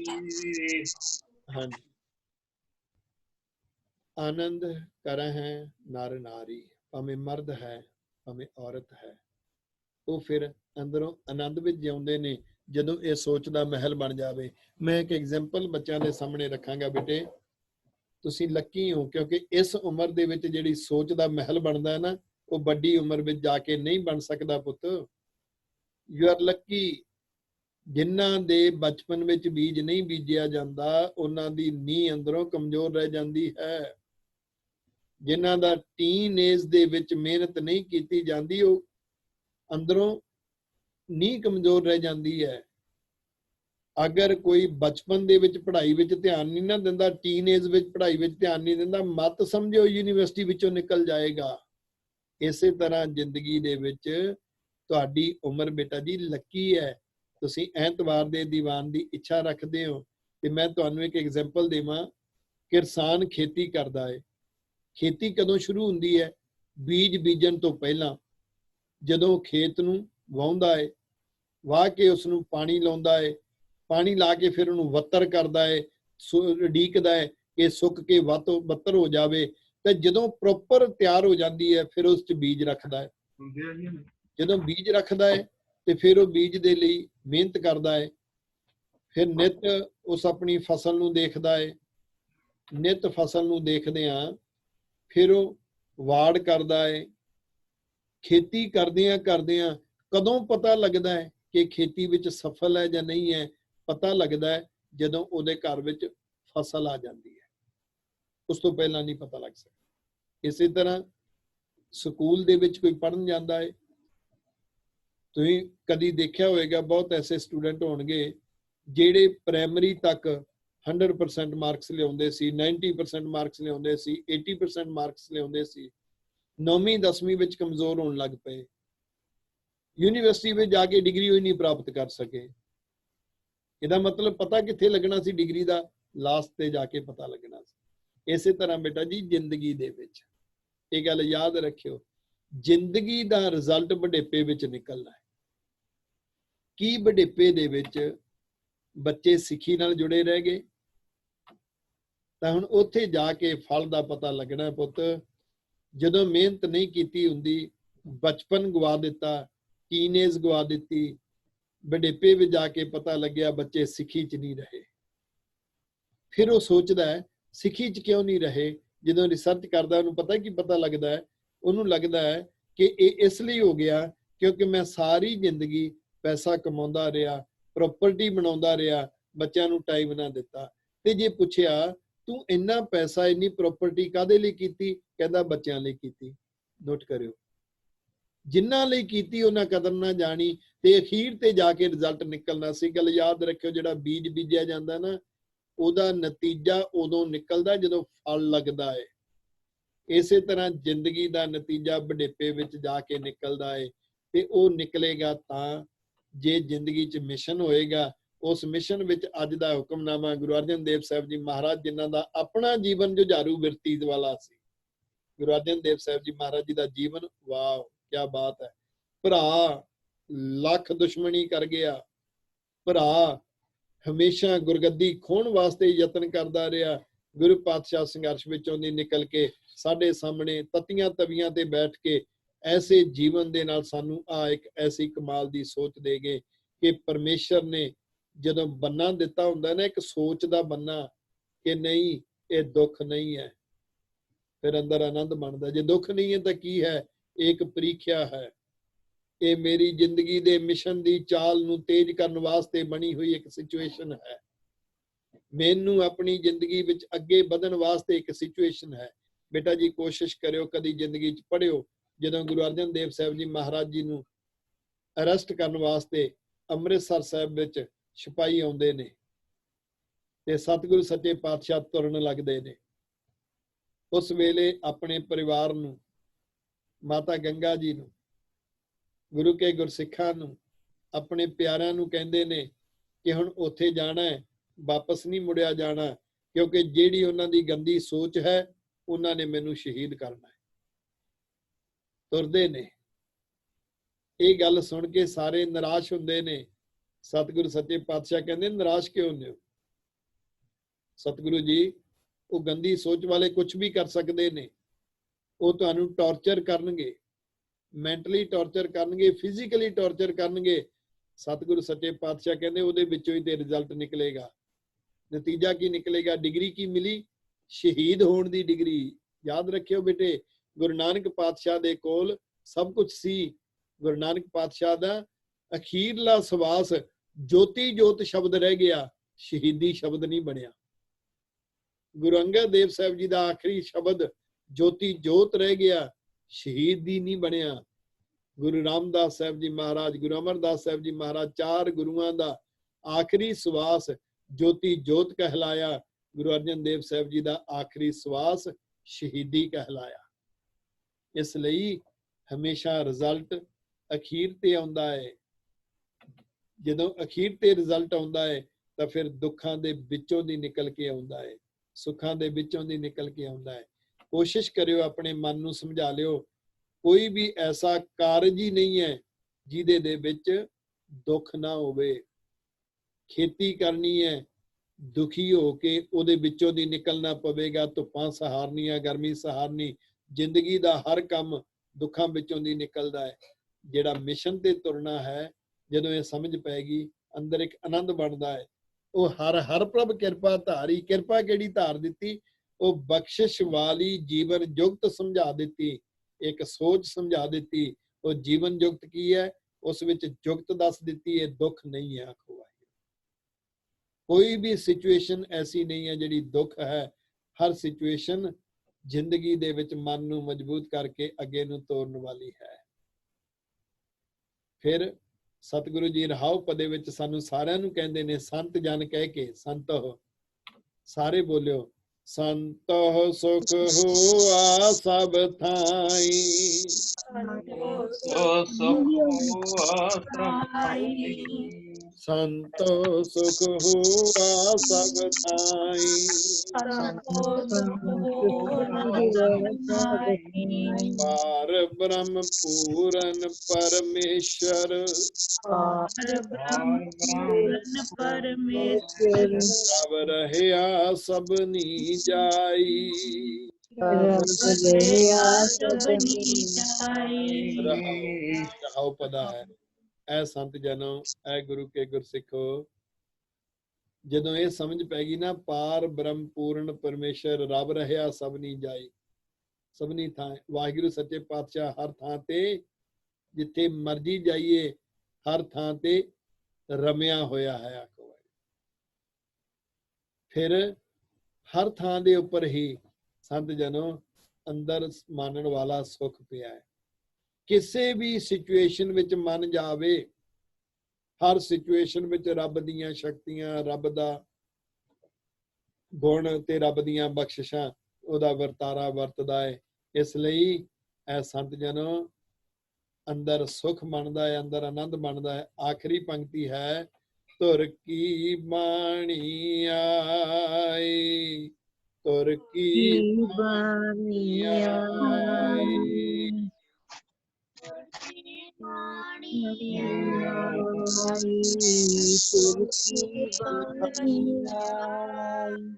ਤਿਨ ਸਗਲੀ ਚਿੰਤ ਮਟਾਈ, ਤਿਨ ਸਗਲੀ ਚਿੰਤ ਮਟਾਈ।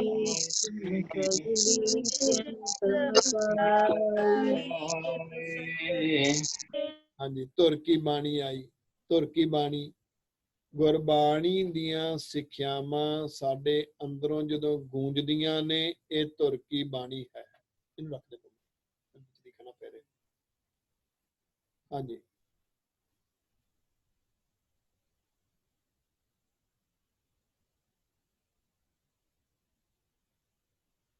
ਹਾਂਜੀ, ਸੌਰੀ ਬੇਟਾ ਜੀ। ਧੁਰ ਕੀ ਬਾਣੀ ਆਈ, ਗੁਰਬਾਣੀ ਦੀਆਂ ਸਿੱਖਿਆਵਾਂ ਜਦੋਂ ਤੁਹਾਡੇ ਅੰਦਰ ਆਵਾਜ਼ ਬਣ ਕੇ ਗੂੰਜਣਗੀਆਂ, ਉਹ ਧੁਰ ਕੀ ਬਾਣੀ ਹੈ। ਆਈ, ਅੰਦਰੋਂ ਗੂੰਜ ਗਈ, ਭਾਵ ਜਿਹੜੀ ਆ ਸੋਚ ਬਣ ਗਈ ਨਾ, ਉਸ ਸਿਚੁਏਸ਼ਨ ਵਿੱਚ ਜਦੋਂ ਅੰਦਰੋਂ ਬੋਲੀ ਤਾਂ ਉਸਨੇ ਸਗਲੀ ਚਿੰਤ ਮਿਟਾਈ। ਕਿਵੇਂ ਮਿਟਾ ਦਿੱਤੀ? ਦੁੱਖ ਤੇ ਸੁੱਖ ਦੀ ਅਸਲੀ ਰਮਜ ਸਮਝ ਲੱਗ ਗਈ, ਚਿੰਤਾ ਮਿਟ ਗਈ। ਜਦੋਂ ਪਤਾ ਲੱਗਿਆ ਨਾ ਇਹ ਦੁੱਖ ਨਹੀਂ ਹੈ, ਪਤਾ ਲੱਗਿਆ ਜ਼ਿੰਦਗੀ 'ਚ ਕੋਈ ਐਸੀ ਸਿਚੁਏਸ਼ਨ ਹੀ ਨਹੀਂ ਹੈ ਜਿਹੜੀ ਦੁੱਖ ਵਾਲੀ ਹੋਵੇ, ਜਦੋਂ ਇਹ ਸਮਝ ਪੈ ਗਈ ਨਾ, ਸਭ ਵਾਹਿਗੁਰੂ ਜੀ ਦੇ ਕੌਤਕ ਨੇ, ਵਾਹਿਗੁਰੂ ਸੱਚੇ ਪਾਤਸ਼ਾਹ ਦੇ ਕੌਤਕ ਨੇ। ਜਿਤਨਾ ਗੁਰੂ ਸਾਹਿਬ ਨਾਲ ਪਿਆਰ ਵਧੇਗਾ, ਉਤਨਾ ਹਰ ਚੀਜ਼ ਗੁਰੂ ਸਾਹਿਬ ਦਾ ਕੌਤਕ ਦਿਸੇਗਾ। ਇਹ ਗੱਲ ਯਾਦ ਰੱਖਿਓ ਬੇਟੇ, ਜਿਤਨਾ ਵਾਹਿਗੁਰੂ ਜੀ ਦੇ ਨਾਲ ਅੰਦਰੋਂ ਪਿਆਰ ਵਧੇਗਾ, ਉਤਨਾ ਹਰ ਸਿਚੁਏਸ਼ਨ ਵਾਹਿਗੁਰੂ ਜੀ ਦਾ ਕੌਤਕ ਦਿਸੇਗਾ। ਦੂਸਰੀ ਬਾਤ ਹੋਰ ਯਾਦ ਰੱਖਿਓ ਕਿ ਜਦੋਂ ਵਾਹਿਗੁਰੂ ਜੀ ਦਾ ਕੌਤਕ ਸਮਝ ਲੱਗਣ ਲੱਗ ਪਿਆ, ਫਿਰ ਹਰ ਸਿਚੁਏਸ਼ਨ ਨੂੰ ਫੋਲੋ ਕਰਨ ਵਾਸਤੇ ਮਨ ਜਿਹੜਾ ਹੈ ਉਹ ਮਜ਼ਬੂਤ ਹੁੰਦਾ ਜਾਏਗਾ। ਵਾਹਿਗੁਰੂ ਸੱਚੇ ਪਾਤਸ਼ਾਹ ਕਿਰਪਾ ਕਰਨ, ਇਹ ਦਾਤ ਸਾਨੂੰ ਸਾਰਿਆਂ ਨੂੰ ਪ੍ਰਾਪਤ ਹੋਵੇ। ਆਖਰੀ ਪੰਕਤੀਆਂ ਨੇ, ਦਇਆਲ ਪੁਰਖ ਮਿਹਰਵਾਨਾ, ਦਇਆਲ ਪੁਰਖ ਦਿਆਲ ਪੁਰਖ ਮਿਹਰਬਾਨਾ, ਦਿਆਲ ਪੁਰਖ ਮਿਹਰਬਾਨਾ, ਹਰ ਨਾਨਕ ਸਾਚ ਵਖਾਨਾ, ਹਰ ਨਾਨਕ ਸਾਚ ਵਖਾਨਾ, ਹਰ ਨਾਨਕ ਸੱਚ ਵਖਾਨਾ, ਹਰ ਨਾਨਕ ਸੱਚ ਵਖਾਨਾ।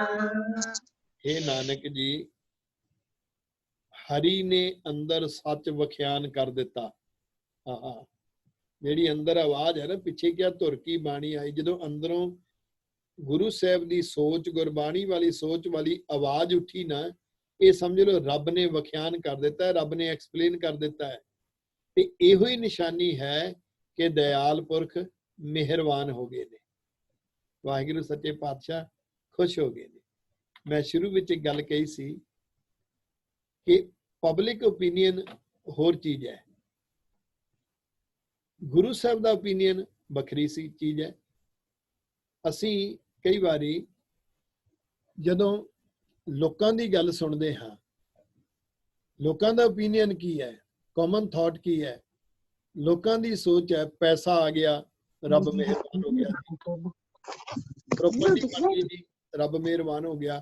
ਕਦੀ ਆਪਣੀ ਜ਼ਿੰਦਗੀ ਦੇ ਵਿੱਚ ਤੁਸੀਂ ਵੱਡੇ ਹੋਵੋਗੇ ਬੇਟੇ, ਪਿਛਲੇ 40 ਸਾਲਾਂ ਨੂੰ ਕਦੀ ਯਾਦ ਕਰਕੇ ਦੇਖਿਓ। ਜਦੋਂ ਅਸੀਂ ਪਿਛਲੇ 40 ਸਾਲਾਂ ਨੂੰ ਯਾਦ ਕਰਦੇ ਹਾਂ ਤਾਂ ਸਾਡੀ ਜ਼ਿੰਦਗੀ ਦੇ ਵਿੱਚ ਕੁਝ ਪਰਿਵਾਰ ਐਸੇ ਯਾਦ ਆਉਂਦੇ ਨੇ ਜਿਹੜੇ ਜਦੋਂ ਉਹਨਾਂ ਕੋਲੇ ਪ੍ਰਾਪਰਟੀ ਬਣੀ ਸੀ ਤੇ ਉਹ ਕਹਿੰਦੇ ਸੀ ਰੱਬ ਖੁਸ਼ ਹੋਇਆ ਜੀ, ਪ੍ਰਾਪਰਟੀ ਬਣ ਗਈ, ਸਾਰਾ ਪਿੰਡ ਕਹਿੰਦਾ ਸੀ ਜੀ ਇੰਨੀ ਪ੍ਰਾਪਰਟੀ ਬਣ ਗਈ, ਰੱਬ ਖੁਸ਼ ਹੋ ਗਿਆ। 40 ਕੁ ਸਾਲਾਂ ਬਾਅਦ ਉਹਨਾਂ ਦੇ ਬੱਚੇ ਉਸੇ ਪ੍ਰਾਪਰਟੀ ਪਿੱਛੇ ਲੜਦੇ ਦੇਖੇ, ਘਰ ਤਬਾਹ ਹੋ ਗਿਆ। ਇਹਦਾ ਮਤਲਬ ਉਹ ਜਿਹੜਾ ਰੱਬ ਖੁਸ਼ ਹੋ ਗਿਆ ਕਹਿੰਦੇ ਸੀ, ਇਹ ਪਬਲਿਕ ਓਪੀਨੀਅਨ ਸੀ, ਗੁਰੂ ਸਾਹਿਬ ਦਾ ਓਪੀਨੀਅਨ ਨਹੀਂ ਹੈ। ਗੁਰੂ ਸਾਹਿਬ ਦਾ ਓਪੀਨੀਅਨ ਅੱਜ ਦੇ ਹੁਕਮਨਾਮੇ ਵਿੱਚ ਸਤਿਗੁਰੂ ਸੱਚੇ ਪਾਤਸ਼ਾਹ ਕਹਿੰਦੇ ਨੇ ਕਿ ਜਦੋਂ ਸਾਨੂੰ ਇਹ ਸੋਚ ਸਮਝ ਲੱਗ ਗਈ ਕਿ ਦੁੱਖ ਤੇ ਸੁੱਖ ਉਹਦੀ ਦਾਤ ਹੈ, ਸਮਝ ਲਿਓ ਰੱਬ ਮਿਹਰਬਾਨ ਹੋ ਗਿਆ। ਆਹਾ, ਜਦੋਂ ਅੰਦਰੋਂ ਇਹ ਆਵਾਜ਼ ਉੱਠੀ ਨਾ, ਕੋਈ ਵੀ ਸਿਚੁਏਸ਼ਨ ਐਸੀ ਨਹੀਂ ਹੈ ਜਿਹੜੀ ਸਿਚੁਏਸ਼ਨ ਮੈਨੂੰ ਮਿਸ਼ਨ ਤੋਂ ਰੋਕਣ ਵਾਲੀ ਹੋਵੇ, ਹਰ ਸਿਚੁਏਸ਼ਨ ਮੈਨੂੰ ਮਜ਼ਬੂਤ ਕਰਨ ਵਾਲੀ ਹੈ, ਸਮਝ ਲਿਓ ਰੱਬ ਖੁਸ਼ ਹੋ ਗਿਆ। ਜਦੋਂ ਹਰ ਸਿਚੁਏਸ਼ਨ ਦੇ ਵਿੱਚ ਅੰਦਰ ਗੁਰੂ ਨਾਲ ਪਿਆਰ ਵੱਧਦਾ ਹੋਵੇ, ਹਰ ਸਿਚੁਏਸ਼ਨ ਦੇ ਵਿੱਚ ਗੁਰੂ ਸਾਹਿਬ ਤੇ ਵਿਸ਼ਵਾਸ ਭਰੋਸਾ ਵਧੇ, ਜਦੋਂ ਹਰ ਸਿਚੁਏਸ਼ਨ ਦੇ ਵਿੱਚ ਰੱਬ ਨਾਲ ਪਿਆਰ ਤੇ ਰੱਬ ਦਾ ਵਿਸ਼ਵਾਸ ਵਧਣਾ ਸ਼ੁਰੂ ਹੋ ਜਾਵੇ, ਸਮਝ ਲਿਓ ਰੱਬ ਖੁਸ਼ ਹੋ ਗਿਆ। ਇਹ ਨਿਸ਼ਾਨੀ ਹੈ ਰੱਬ ਦੇ ਮਿਹਰਬਾਨ ਹੋਣ ਦੀ। ਤੇ ਆਪਾਂ ਸਾਰਿਆਂ ਨੇ ਇਸ ਨੂੰ ਆਪਣੀ ਸੋਚ ਦੇ ਵਿੱਚ ਉਕਰਨਾ ਹੈ, ਹਮੇਸ਼ਾ ਨੋਟਸ ਬਣਾਉਣੇ ਨੇ। ਹਰਸ਼ੀਨ ਬੜੀ ਸਿਆਣੀ ਬੱਚੀ ਹੈ, ਅਟੈਂਡ ਕਰਦੀ, ਬਹੁਤ ਕੌਨਸਟੈਂਟ ਮਾਈਂਡਡ ਹੋ ਕੇ ਨੋਟਿਸ ਬਣਾਉਂਦੀ ਔਰ ਸਮਰਾਈਜ਼ ਕਰਕੇ ਬੱਚਿਆਂ ਦੇ ਸਾਹਮਣੇ ਦੱਸਦੀ। ਔਰ ਜਿਹੜੇ ਬੱਚੇ ਤੁਸੀਂ ਇਹ ਵੀਡੀਓ ਦੇਖਦੇ ਰਹੋ, ਗੁਰੂ ਗਿਆਨ ਟੀਵੀ ਜੋ YouTube ਚੈਨਲ ਹੈ ਉਹਦੇ ਤੇ ਇਹ ਅਪਲੋਡ ਹੋ ਜਾਣੀ ਹੈ ਘੰਟੇ ਬਾਅਦ, ਤੁਸੀਂ ਜ਼ਰੂਰ ਦੇਖਿਓ ਬੇਟਾ ਜੀ। ਇਸ ਵੀਡੀਓ ਨੂੰ ਵਾਰ-ਵਾਰ ਦੇਖੋਗੇ ਤਾਂ ਤੁਹਾਡੇ ਅੰਦਰ ਬਹੁਤ ਕੁਝ ਪਤਾ ਲੱਗੇਗਾ, ਤੁਹਾਡਾ ਸੀਨ ਆਏਗਾ, ਪਤਾ ਲੱਗੇਗਾ ਮੈਨੂੰ ਬੈਠਣਾ ਆਉਂਦਾ ਹੈ ਕਿ ਮੈਨੂੰ ਹੋਰ ਇੰਪਰੂਵ ਕਰਨਾ ਪਵੇਗਾ, ਕਿ ਮੈਂ ਵਾਹਿਗੁਰੂ ਸਿਮਰਨ ਬੋਲਦਾ ਹਾਂ, ਬੋਲਦੀ ਹਾਂ, ਕਿ ਮੈਂ ਗੁਰਬਾਣੀ ਦੀਆਂ ਪੰਕਤੀਆਂ ਬੋਲ ਰਿਹਾ ਹਾਂ, ਬੋਲ ਰਹੀ ਹਾਂ। ਐਸਾ ਕੁਝ ਆਪਣੀ ਵੀਡੀਓ ਦੇਖ ਕੇ ਬਾਰ-ਬਾਰ ਤੁਹਾਨੂੰ ਰਿਅਲਾਈਜ਼ ਹੋਏਗਾ, ਜਿਹਨੂੰ ਸੈਲਫ ਐਨਾਲਿਸਿਸ ਅਸੀਂ ਕਹਿੰਦੇ ਹਾਂ। ਤਾਂ ਕੋਸ਼ਿਸ਼ ਕਰਿਓ ਇਹ ਵੀਡੀਓ ਦੇਖਦੇ ਰਹੋ। ਇਹ ਜੋ ਅੱਜ ਦਾ ਹੁਕਮਨਾਮਾ ਸੀ, ਹੁਣ ਇਸ ਹੁਕਮਨਾਮੇ ਨੂੰ ਸਾਡੇ ਕੈਂਪ ਦੀ ਬੜੀ ਸਿਆਣੀ ਬੱਚੀ ਹਰਸ਼ੀਨ ਕੌਰ ਇਸ ਨੂੰ ਸਮਰਾਈਜ਼ ਕਰੇਗੀ, ਗ੍ਰੈਵਲ ਵਰਗ ਤੋਂ, ਜਿਹੜੇ ਹਰ ਕਲਾਸ ਨੂੰ ਅਟੈਂਡ ਕਰਦੇ ਨੇ ਔਰ ਤਕਰੀਬਨ ਸਾਡਾ ਹਰ ਵੈਬੀਨਾਰ ਦੀਵਾਨ ਅਟੈਂਡ ਕਰਦੇ ਨੇ। ਗ੍ਰੈਵਲ ਵਰਗ ਤੋਂ ਬੇਟੀ ਹਰਸ਼ੀਨ ਕੌਰ, ਬੇਟਾ ਜੀ ਮੈਂ ਤੁਹਾਡਾ ਮਾਈਕ ਅਨਮਿਊਟ ਕਰ ਦਿੱਤਾ ਹੈ, ਤੁਸੀਂ ਅੱਜ ਦਾ ਜੋ ਸੈਸ਼ਨ ਸੀ ਉਹਨੂੰ ਸਮਰਾਈਜ਼ ਕਰੋ ਪੁੱਤ। ਤੁਹਾਡਾ ਬਹੁਤ ਬਹੁਤ ਧੰਨਵਾਦ ਬੇਟੇ। ਅੱਜ ਆਪਾਂ ਹੁਕਮਨਾਮਾ ਪੜ੍ਹਿਆ ਸੀ। ਇਹਨੂੰ ਹੁਕਮਨਾਮਾ ਹੈਗਾ ਸੀ ਸਰੋਹਟ ਮਹੱਲਾ 5। ਇਹ ਗੁਰੂ ਅਰਜਨ ਦੇਵ ਜੀ ਨੇ ਉਹ ਹੁਕਮਨਾਮਾ ਲਿਖਿਆ ਸੀ। ਇਹਨੂੰ ਹੁਕਮਨਾਮਾ ਹੈਗਾ ਸੀ ਅੰਗ 633 ਤੇ। ਐਂਡ ਜਦੋਂ ਕੋਈ ਬੱਚਾ ਜੰਮਿਆ ਹੁੰਦਾ ਹੈ, ਜਦੋਂ ਸਾਹਿਬ ਜੀ ਨੇ ਉਹ ਜਾਂਦੇ ਹੈਗੇ ਆ, ਗੁਰਦੁਆਰਾ ਸਾਹਿਬ ਜਾਂਦੇ ਹੈਗੇ ਆ ਤੇ ਉੱਥੇ ਨਾਮਕਰਨ ਉੱਥੇ ਕਰਦੇ ਆ। ਫਿਰ ਆਪਾਂ ਅੱਜ ਸਿੱਖਿਆ ਸੀ ਕਿ ਜਦੋਂ ਉਹ ਨਾਮ ਪਿਕ ਕਰਦੇ ਹੈਗੇ ਆ, ਉਹ ਜਿਹੜਾ ਪਹਿਲਾ ਸ਼ਬਦ ਦਾ ਪਹਿਲਾ ਅੱਖਰ ਹੁੰਦਾ ਹੈ, ਉਹ ਉਸ ਦੇ ਨਾਲ ਉਹ ਨਾਮ ਪਿਕ ਕਰਦੇ ਹੈਗੇ ਆ। ਐਂਡ ਫਿਰ ਆਪਾਂ ਕੀਤਾ ਸੀ ਕਿ ਜਿਹੜੇ ਸੁੱਖ ਐਂਡ ਦੁੱਖ ਹੁੰਦੇ ਆ, ਉਹ ਗੁਰੂ ਜੀ ਦੇ 2 ਗਿਫਟ ਹੁੰਦੇ ਆ। ਪਰ ਜਿਹੜੀ ਸੋਸਾਇਟੀ ਸੋਚਦੀ ਹੈ ਜੋ ਸਾਡੇ ਕੋਲ ਸੁੱਖ ਆਉਂਦੇ ਹੈਗੇ ਆ, ਉਹਦਾ ਮਤਲਬ ਹੁੰਦਾ ਹੈ ਗੁਰੂ ਜੀ ਸਾਡੇ ਨਾਲ ਖੁਸ਼ ਹੈਗੇ। ਐਂਡ ਜੋ ਸਾਡੇ ਕੋਲ ਦੁੱਖ ਆਉਂਦੇ ਹੈਗੇ, ਉਹਦਾ ਮਤਲਬ ਹੁੰਦਾ ਹੈ ਕਿ ਗੁਰੂ ਜੀ ਸਾਡੇ ਤੋਂ ਨਹੀਂ ਖੁਸ਼ ਹੈਗੇ। ਪਰ ਗੁਰੂ ਜੀ ਕਹਿੰਦੇ ਹੈਗੇ ਉਹ ਨਹੀਂ ਹੈਗਾ ਸੱਚ। ਸੁੱਖ ਐਂਡ ਦੁੱਖ ਦੋ ਇੱਕ ਗਿਫਟ ਹੁੰਦੇ ਆ। ਦੇ ਦੋਨੋਂ ਦੋ ਹੈਗੇ ਆ ਜਿਹੜੇ ਸਾਨੂੰ ਆਪਣੇ ਜਿਹੜੇ ਗੋਲ ਹੁੰਦਾ ਹੈ ਉਹਨਾਂ ਦੇ ਵੱਲ ਲੈ ਕੇ ਜਾਂਦੇ ਹੈਗੇ। ਐਂਡ ਗੁਰਸਿੱਖ ਦਾ ਗੋਲ ਹੈਗਾ ਕਿ ਪਰਉਪਕਾਰ ਕਰਨਾ ਤੇ ਗੁਰਸਿੱਖੀ ਨੂੰ ਸਪਰੈਡ ਕਰਨਾ। ਫਿਰ ਆਪਾਂ ਲਰਨ ਕੀਤਾ ਕਿ ਸਾਨੂੰ ਜਦੋਂ ਆਪਾਂ ਹੁਣ ਵੱਡੇ ਹੋਵਾਂਗੇ, ਸਾਨੂੰ ਆਪਣੇ ਇੰਨੇ ਖਰਚੇ ਨਹੀਂ ਵਧਾਉਣੇ ਚਾਹੀਦੇ ਕਿ ਆਪਾਂ ਆਪਣੇ ਕੌਮ ਦੇ ਵਾਸਤੇ ਕੁਝ ਕਰਨਾ ਪਈਏ। ਐਂਡ ਫਿਰ ਕਿ ਜਦੋਂ ਆਪਾਂ ਸਕੂਲ ਵਿੱਚ ਹੁੰਦੇ ਆ, ਸਾਨੂੰ ਅਟੈਂਸ਼ਨ ਪੇ ਕਰਨਾ ਪੈਂਦਾ ਹੈ, ਕਿਉਂਕਿ ਜਦੋਂ ਛੋਟੇ ਹੁੰਦੇ ਆ ਉਦੋਂ ਜੋ ਆਪਾਂ ਸਿੱਖ ਲੈਂਦੇ ਆ ਉਹ ਸਿੱਖ ਲੈਂਦੇ ਆ, ਕਿਉਂਕਿ ਜਦੋਂ ਵੱਡੇ ਹੁੰਦੇ ਆ ਉਦੋਂ ਨਹੀਂ ਫਿਰ ਸਾਡੇ ਕੋਲ ਸਿੱਖਿਆ ਜਾਂਦਾ ਤੇ ਸਾਨੂੰ ਪੇ ਅਟੈਂਸ਼ਨ ਕਰਨੀ ਚਾਹੀਦੀ ਜਦੋਂ ਆਪਾਂ ਛੋਟੇ ਹੁੰਦੇ ਹਾਂ। ਫਿਰ ਆਪਾਂ ਦੂਜਾ ਸਿੱਖਿਆ ਸੀ ਕਿ ਵੇ ਆਫ ਲਾਈਫ, ਮਿਸ਼ਨ ਸਾਡਾ ਕੀ ਹੈਗਾ। ਪਹਿਲਾਂ ਹਿੰਦੂ ਧਰਮ ਵਿੱਚ ਹੁੰਦਾ ਸੀ ਕਿ ਮਿਸ਼ਨ ਹੁੰਦਾ ਸੀ ਕਿ ਤੁਸੀਂ ਭਗਤੀ ਕਰਨੀ ਹੈਗੀ ਹੈ, ਤੁਸੀਂ ਆਪਣੇ ਸਾਰੀ ਫੈਮਿਲੀ ਨੂੰ ਛੱਡ ਕੇ ਤੁਸੀਂ ਫਿਰ ਆਪਣਾ ਭਗਤੀ ਕਰਨ ਚੱਲ ਜਾਂਦੇ ਹੋ। ਪਰ ਗੁਰੂ ਜੀ ਨੇ ਕਿਹਾ ਸੀ ਕਿ ਜੇ ਤੁਸੀਂ ਤੁਹਾਡੀ ਫੈਮਿਲੀ ਵੱਲ ਹੁੰਦੇ ਤੁਹਾਡੇ ਕੋਲ ਉਹਨਾਂ ਵਾਸਤੇ ਕੋਈ ਰਿਸਪੌਂਸਿਬਿਲਿਟੀਜ਼ ਹੁੰਦੀਆਂ ਐ, ਤੁਸੀਂ ਇੱਦਾਂ ਹੀ ਨਹੀਂ ਉਹਨਾਂ ਨੂੰ ਛੱਡ ਕੇ ਜਾ ਸਕਦੇ। ਤੁਹਾਨੂੰ ਭਗਤੀ ਵੀ ਕਰਨੀ ਚਾਹੀਦੀ ਹੈ, ਬਟ ਤੁਹਾਨੂੰ ਆਲਸੋ ਜਿਹੜੀ ਤੁਹਾਡੀ ਰਿਸਪੌਂਸਿਬਿਲਿਟੀਜ਼ ਹੈਗੀਆਂ ਆਪਣੀ ਫੈਮਿਲੀ ਵੱਲੋਂ ਉਹ ਵੀ ਤੁਹਾਨੂੰ ਕਰਨੀਆਂ ਚਾਹੀਦੀਆਂ ਪੂਰੀਆਂ। ਐਂਡ ਫਿਰ ਆਪਾਂ ਸਿੱਖਿਆ ਸੀ ਕਿ ਜ਼ਿੰਦਗੀ ਵਿੱਚ ਬੜੇ ਉਤਾਰ ਚੜਾਵ ਹੁੰਦੇ ਹੈਗੇ ਆ, ਬਟ ਸਾਨੂੰ ਆਲਵੇਜ਼ ਅੱਗੇ ਜਾਣਾ ਚਾਹੀਦਾ ਹੈਗਾ, ਅੱਗੇ ਤੁਰਨਾ ਚਾਹੀਦਾ, ਸਾਨੂੰ ਮੁੜਨਾ ਨਹੀਂ ਚਾਹੀਦਾ ਪਿੱਛੇ। ਐਂਡ ਆਪਾਂ ਸਿੱਖਿਆ ਸੀ ਕਿ ਹਿਸਟਰੀ ਵਿੱਚ ਗੁਰੂ ਸਾਹਿਬ ਜੀ ਐਂਡ ਹੋਰ ਵੀ ਕਿੰਨੇ ਸਿੱਖ ਹੈਗੇ ਆ, ਉਹਨਾਂ ਦੇ ਵੀ ਲਾਈਫ ਵਿੱਚ ਕਿੰਨੇ ਆਬਸਟੀਕਲਸ ਆਏ ਸੀ, ਬਟ ਉਹ ਕਦੀ ਪਿੱਛੇ ਨਹੀਂ ਮੁੜੇ, ਉਹ ਅੱਗੇ ਹੀ ਚੱਲਦੇ ਗਏ। ਐਂਡ ਫਿਰ ਆਪਾਂ ਸਿੱਖਿਆ ਸੀ ਕਿ ਗੁਰੂ ਜੀ ਨੇ ਇੱਕ ਸਾਨੂੰ ਬੈਰੀਅਰ ਦਿੱਤਾ ਕਿ ਜਦੋਂ ਸਾਡੇ ਕੋਲ ਦੁੱਖ ਆਉਂਦੇ ਆ, ਉਹ ਬੈਰੀਅਰ ਹੈਗਾ ਕਿ ਆਪਾਂ ਉਹਨਾਂ ਤੋਂ ਦੁੱਖਾਂ ਤੋਂ ਸਿੱਖਦੇ ਹੈਗੇ ਆ ਕੁਛ। ਐਂਡ ਆਪਾਂ ਫਿਰ ਅੱਗੇ ਜਾ ਕੇ ਹੋਰ ਸਾਨੂੰ ਪਤਾ ਲੱਗ ਜਾਂਦਾ ਕਿ ਸਾਡੇ ਕੋਲ ਐਕਸਪੀਰੀਅੰਸ ਹੋ ਜਾਂਦਾ ਹੈਗਾ। ਐਂਡ ਜੋ ਸਾਡੇ ਕੋਲ ਸੁੱਖ ਮਿਲਦੇ ਆ ਉਹਨਾਂ ਦੇ ਪਿੱਛੇ ਦੁੱਖ ਵੀ ਹੁੰਦਾ ਹੈ, ਜੋ ਸਾਡੇ ਕੋਲ ਦੁੱਖ ਮਿਲਦੇ ਆ ਉਹਨਾਂ ਦੇ ਪਿੱਛੇ ਸੁੱਖ ਵੀ ਹੁੰਦਾ ਹੈ। ਐਂਡ ਫਿਰ ਆਪਾਂ ਸਾਨੂੰ ਇਹ ਨਹੀਂ ਕਦੀ ਸੋਚਣਾ ਚਾਹੀਦਾ ਕਿ ਆਪਾਂ ਜਦੋਂ ਗੁਰਬਾਣੀ ਕਰਦੇ ਹਾਂ ਤੇ ਸਾਡੇ ਕੋਲ ਕਦੀ ਵੀ ਨਹੀਂ ਦੁੱਖ ਆਉਣਗੇ, ਕਿਉਂਕਿ ਦੁੱਖ ਆਲਵੇਜ਼ ਆਉਂਦੇ ਹੈਗੇ ਆ। ਐਂਡ ਆਪਾਂ ਇਹ ਵੀ ਸਿੱਖਿਆ ਸੀ ਕਿ ਗੁਰੂ ਜੀ ਜੋ ਸਾਨੂੰ ਦੁੱਖ ਦਿੰਦੇ ਆ ਉਹ ਸਾਨੂੰ ਇਸ ਲਈ ਦਿੰਦੇ ਹੈਗੇ ਕਿਉਂਕਿ ਫਿਰ ਆਪਾਂ ਹੋਰ ਬਰੇਵ ਹੋ ਜਾਂਦੇ ਆ, ਸਾਡੇ ਕੋਲ ਹੋਰ ਕੌਨਫੀਡੈਂਸ ਆ ਜਾਂਦਾ। ਐਂਡ ਜਿਹੜਾ ਆਪਾਂ ਹੁਣ ਛੋਟੇ ਹੁੰਦੇ ਜੋ ਆਪਾਂ ਇੱਥੇ ਥੋੜਾ ਜਿਹਾ ਮੈਂ ਇੰਟਰਪਟ ਕਰਾਂਗਾ। ਗੁਰੂ ਸਾਹਿਬ ਨਹੀਂ ਆਪਾਂ ਨੂੰ ਦੁੱਖ ਦਿੰਦੇ, ਵਾਹਿਗੁਰੂ ਨਹੀਂ ਦਿੰਦੇ, ਹਨਾ। ਇਹ ਸਿਚੁਏਸ਼ਨਸ ਨਹੀਂ ਆਟੋਮੈਟਿਕਲੀ ਆਉਂਦੀਆਂ ਨੇ। ਹਾਂਜੀ, ਥੈਂਕ ਯੂ ਬੇਟਾ, ਕੰਟੀਨਿਊ। ਐਂਡ ਫਿਰ ਆਪਾਂ ਹੁਣ ਜਦੋਂ ਆਪਾਂ ਚਾਈਲਡਹੁੱਡ ਵਿੱਚ ਜੋ ਆਪਾਂ ਸਿੱਖਦੇ ਹਾਂ ਉਹ ਸਾਨੂੰ ਅੱਗੇ ਜਾ ਕੇ ਸਾਨੂੰ ਪਤਾ ਲੱਗੇਗਾ। ਇਹ ਜਿਹੜਾ ਹੁਣ ਸਾਡਾ ਆਪਾਂ ਲਾਈਫ ਵਿੱਚ ਜੋ ਕਰਦੇ ਹਾਂ ਉਹ ਸਾਡਾ ਰਿਜ਼ਲਟ ਆਏਗਾ ਜਦੋਂ ਆਪਾਂ ਬਜ਼ੁਰਗ ਹੋ ਜਾਵਾਂਗੇ। ਐਂਡ ਫਿਰ ਸਾਨੂੰ ਪਤਾ ਚੱਲੇਗਾ ਕਿ ਆਪਾਂ ਲਾਈਫ ਵਿੱਚ ਚੰਗੀਆਂ ਚੀਜ਼ਾਂ ਕੀਤੀਆਂ ਜਾਂ ਬੁਰੀਆਂ ਚੀਜ਼ਾਂ ਕੀਤੀਆਂ। ਐਂਡ ਫਿਰ ਆਹ ਜਿਹੜਾ ਹੁਕਮਨਾਮਾ ਹੈਗਾ ਸੀ ਗੁਰੂ ਅਰਜਨ ਦੇਵ ਜੀ ਦੇ ਲਾਈਫ ਦੇ ਬਾਰੇ ਵੀ ਹੈਗਾ ਸੀ, ਕਿਉਂਕਿ ਗੁਰੂ ਅਰਜਨ ਦੇਵ ਜੀ ਦੇ ਲਾਈਫ ਵਿੱਚ ਉਹਨਾਂ ਦਾ ਭਰਾ ਉਹਨਾਂ ਦੀ ਗੱਦੀ ਲੈਣ ਵਾਸਤੇ ਉਹ ਬੜਾ ਬੁਰੇ ਕੰਮ ਕਰਦਾ ਹੁੰਦਾ ਸੀ। ਐਂਡ ਫਿਰ ਉਹ ਗੁਰੂ ਜੀ ਉਹ ਚੰਗੇ ਭਰਾ ਕਰਦਾ ਹੁੰਦਾ ਸੀ। ਤੇ ਆਪਾਂ ਆ ਵੀ ਸਿੱਖਿਆ ਸੀ ਕਿ ਗੁਰਬਾਣੀ ਵਿੱਚ ਜਦੋਂ ਸਾਨੂੰ ਉਹਨਾਂ ਦੀ ਜਦੋਂ ਸਾਡੀ ਗੁਰਬਾਣੀ ਦੀ ਆਵਾਜ਼ ਸਾਡੇ ਵਿੱਚੋਂ ਆਏਗੀ ਉਹ ਸਾਨੂੰ ਚੰਗਾ ਹੁੰਦਾ। ਐਂਡ ਫਿਰ ਸਾਨੂੰ ਪਤਾ ਲੱਗ ਜਾਂਦਾ ਹੈ ਕਿ ਸਾਨੂੰ ਅੰਡਰਸਟੈਂਡ ਹੁੰਦੀ ਪਈ ਹੈ। ਐਂਡ ਫਿਰ ਆਪਾਂ ਜਿੰਨਾ ਹੋਰ ਗੁਰੂ ਜੀ ਨੂੰ ਪਿਆਰ ਕਰਾਂਗੇ ਉਨਾ ਹੀ ਸਾਨੂੰ ਉਹਨਾਂ ਦੇ ਕੌਤਕ ਦੱਸਣਗੇ। ਐਂਡ ਫਿਰ ਜਿੰਨਾ ਹੀ ਆਪਾਂ ਉਹਨਾਂ ਦੇ ਕੌਤਕ ਨੂੰ ਸਮਝਾਂਗੇ ਉਨਾ ਹੀ ਫਿਰ ਗੁਰੂ ਜੀ ਸਾਡੇ ਤੇ ਖੁਸ਼ ਹੋਣਗੇ। ਐਂਡ ਸਾਡੇ ਕੋਲ ਕੌਨਫੀਡੈਂਟ ਆਏਗਾ ਜਦੋਂ ਵੀ ਸਾਡੇ ਕੋਲ ਦੁੱਖ ਆਉਣਗੇ ਆਪਾਂ ਉਹਨਾਂ ਨੂੰ ਪਾਰ ਕਰ ਸਕਾਂਗੇ। ਐਂਡ ਜਿਹੜਾ ਕਾਮਨ ਥਾਟ ਹੈਗਾ ਕਿ ਜੇ ਸਾਡਾ ਖੁਸ਼ੀ ਹੁੰਦੀ ਹੈ, ਜੇ ਸਾਡੇ ਕੋਲ ਸੁੱਖ ਆਉਂਦਾ ਹੈਗਾ ਉਹ ਇਸ ਲਈ ਆਉਂਦਾ ਹੈ ਕਿਉਂਕਿ ਆਪਾਂ ਬਹੁਤ ਸਾਰੇ ਪੈਸੇ ਕਮਾਏ ਜਾਂ ਆਪਣੇ ਬਹੁਤ ਸਾਰੀ ਪ੍ਰੋਪਰਟੀ ਹੈਗੀ ਹੈ। ਪਰ ਗੁਰੂ ਜੀ ਕਹਿੰਦੇ ਉਹ ਨਹੀਂ ਹੈਗਾ। ਸਾਡੇ ਕੋਲ ਜਿਹੜਾ ਸੁੱਖ ਜਿਹੜਾ ਦੁੱਖ ਜਿਹੜੇ ਸਾਡੇ ਕੋਲ ਦੁੱਖ ਆਉਂਦਾ ਜਿਹੜੇ ਸਾਡੇ ਕੋਲ ਸੁੱਖ ਤੇ ਦੁੱਖ ਦੋਨੋਂ ਜਿਹਨੇ ਆਉਂਦੇ ਆ ਉਹ ਸਾਡੇ ਕੋਲ ਦੋਨੋਂ ਬਹੁਤ ਇੰਪੋਰਟੈਂਟ ਹੁੰਦੇ ਆ।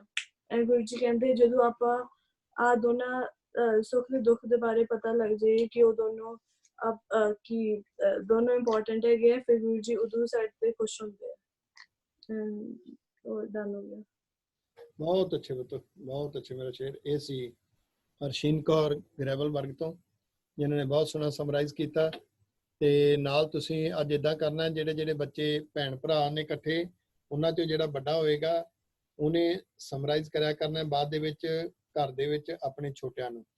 ਅੱਜ ਦਿਨ ਵੇਲੇ ਸ਼ਾਮ ਨੂੰ ਜਾਂ ਇਸ ਤੋਂ ਬਾਅਦ ਜਦੋਂ ਕਲਾਸ ਫਿਨਿਸ਼ ਹੋਏਗੀ ਪੁੱਤ ਤਰਨ, ਤੁਸੀਂ ਸਾਹਿਬ ਨੂੰ ਹਰਨੂਰ ਨੂੰ ਜਿੰਨੀ ਕੁ ਸਮਝ ਲੱਗੀ ਉਨੀ ਕੁ ਤੁਸੀਂ ਜਿਹੜੀ ਹੈ ਐਕਸਪਲੇਨ ਕਰਨੀ ਹੋਏਗੀ। ਤੇ ਨਾਲ ਮੰਮੀ ਡੈਡੀ ਨੂੰ ਰੋਜ਼ਾਨਾ ਐਕਸਪਲੇਨ ਕਰਨ ਦੀ ਇੱਕ ਬਣਾਓ ਕਿ ਮੰਮੀ ਡੈਡੀ ਨੂੰ ਐਕਸਪਲੇਨ ਕਰੀਦਾ, ਫਿਰ ਉਹ ਵੀ ਥੋੜਾ ਐਕਸਪਲੇਨ ਕਰ ਦਿੰਦੇ ਨੇ। ਠੀਕ ਹੈ, ਜਿੱਥੇ ਉਹਨਾਂ ਨੂੰ ਨਹੀਂ ਪਤਾ ਲੱਗਦਾ ਪੁੱਛ ਲੈਂਦੇ ਨੇ। ਇਸ ਤਰੀਕੇ ਨਾਲ ਕੋਸ਼ਿਸ਼ ਕਰੋ ਨੋਟਸ ਬਣਾਉਣੇ ਨੇ। ਹਰਗੁਣਪ੍ਰੀਤ ਸਿੰਘ, ਜਦੋਂ ਵੀ ਆਪਾਂ ਬੈਠਣਾ ਹੈ ਉਦੋਂ ਨਾਲ ਨੋਟਸ ਜ਼ਰੂਰ ਬਣਾਉਣੇ ਨੇ, ਕਿਉਂਕਿ ਇਸ ਉਮਰ ਦੇ ਵਿੱਚ ਬਣਾਏ ਹੋਏ ਨੋਟਸ ਅੰਦਰ ਇੱਕ ਸਿੱਖੀ ਦਾ ਮਹਿਲ ਉਸਰਦਾ ਹੈ। ਤੇ ਤੁਸੀਂ ਵੀ ਜਪਨੂਰ ਜਿੰਨੀ ਗੱਲ ਸਮਝ ਲੱਗੇ ਉਨੀ ਮੰਮੀ ਡੈਡੀ ਦੇ ਨਾਲ ਸ਼ੇਅਰ ਕਰਨੀ ਹੈ। ਮੰਮੀ ਡੈਡੀ ਤੋਂ ਪੁੱਛ ਲੈਣੀ ਹੈ, ਠੀਕ ਹੈ। ਜਿਉਂ-ਜਿਉਂ ਤੁਸੀਂ ਸ਼ੇਅਰ ਕਰੋਗੇ ਉਹਦੇ ਨਾਲ ਤੁਹਾਡੇ ਅੰਦਰ ਇੱਕ ਥਾਟ ਪ੍ਰੋਸੈਸ ਚੱਲੇਗਾ। ਅਕਾਲਦੀਪ ਤੁਸੀਂ ਵੀ ਜਿੰਨੀ ਕੁ ਸਮਝ ਲੱਗੇ ਮੰਮੀ ਡੈਡੀ ਦੇ ਨਾਲ ਗੱਲ ਕਰ ਲਿਆ ਕਰਨੀ ਪੁੱਤ, ਬਹੁਤ ਅੱਛੇ, ਬਹੁਤ ਸਿਆਣੀ ਬੱਚੀ ਹੈ। ਪ੍ਰਭਜੋਤ ਤੁਸੀਂ ਅਮਨ ਦੇ ਨਾਲ ਸ਼ੇਅਰ ਕਰਨੀ ਹੈ, ਨਾਲ ਮੰਮੀ ਡੈਡੀ ਨਾਲ ਸ਼ੇਅਰ ਕਰਨੀ ਹੈ, ਠੀਕ ਹੈ। ਤੇ ਬਖਸ਼ੀਸ਼ ਸਿੰਘ ਜੀ ਤੁਸੀਂ ਮੰਮਾ ਨਾਲ ਜ਼ਰੂਰ ਕਰਿਆ ਕਰਨੇ, ਤੁਹਾਡੇ ਮੰਮਾ ਬਹੁਤ ਅਵੇਅਰ ਨੇ, ਠੀਕ ਹੈ, ਬੜੇ ਸਿਆਣੇ ਨੇ ਪੁੱਤ, ਤੁਹਾਡਾ ਧਿਆਨ ਰੱਖਦੇ ਨੇ। ਮੰਮਾ ਨਾਲ ਜਿਹੜਾ ਹੈ ਉਹ ਜ਼ਰੂਰ ਸ਼ੇਅਰ ਕਰਿਆ ਕਰਨੀ। ਜਿਉਂ-ਜਿਉਂ ਅਸੀਂ ਸ਼ੇਅਰ ਕਰਦੇ ਹਾਂ ਸਾਡੇ ਅੰਦਰ ਇੱਕ ਸੋਚ ਬਣਦੀ ਹੈ। ਤੇ ਅੱਜ ਹਰਸ਼ੀਨ ਜੈਰੂਪ ਨਹੀਂ ਆਇਆ, ਓਕੇ ਇੱਧਰ ਬੈਠਾ ਸੀ, ਲੇਟ ਆਇਆ ਸੀ, ਉਹਦਾ ਮੈਥ ਹੈਗਾ ਸੀ ਮੇਰੇ ਕੋਲ ਦੂਸਰਾ ਕਲਾਸ ਹੈਗੀ ਸੀ। ਓਕੇ ਕੋਈ ਨਹੀਂ। ਤੇ ਜੈਰੂਪ ਨੂੰ ਵੀ ਤੁਸੀਂ ਜ਼ਰੂਰ ਜਿਹੜਾ ਹੈ ਉਹ ਐਕਸਪਲੇਨ ਕਰ ਦੇਣਾ ਤੇ ਨਾਲ ਮੰਮੀ ਡੈਡੀ ਨਾਲ ਸ਼ੇਅਰ ਕਰਿਆ ਕਰਨੀ, ਠੀਕ ਹੈ ਪੁੱਤ। ਤੇ ਤੁਸੀਂ ਸਾਰਿਆਂ ਦਾ ਤੁਹਾਡਾ ਬਹੁਤ ਧੰਨਵਾਦ। ਤੇ ਪ੍ਰਭਨੂਰ ਕੱਲ ਤੋਂ ਤੁਸੀਂ ਉੱਥੇ ਬੈਠ ਕੇ ਮੰਮੀ ਦੀ ਗੱਲ ਸੁਣਨੀ ਹੈ, ਪੂਰੀ ਪ੍ਰੋਪਰ ਬੈਠ ਕੇ ਸਾਰੀ ਕਲਾਸ ਅਟੈਂਡ ਕਰਨੀ ਹੈ, ਚੰਗਾ। ਕੁਝ ਕਹਿਣਾ ਚਾਹੁੰਦੇ ਤੁਸੀਂ, ਮਾਈਕ ਔਨ ਕਰ ਲਓ। ਨਾਨਾ ਜੀ ਜੀ ਉਹ ਗੰਦੇ ਲੋਕਾਂ ਨੇ ਬਾਬਾ ਜੀ ਨੂੰ ਕਿਉਂ ਅਰੈਸਟ ਕੀਤਾ ਸੀ?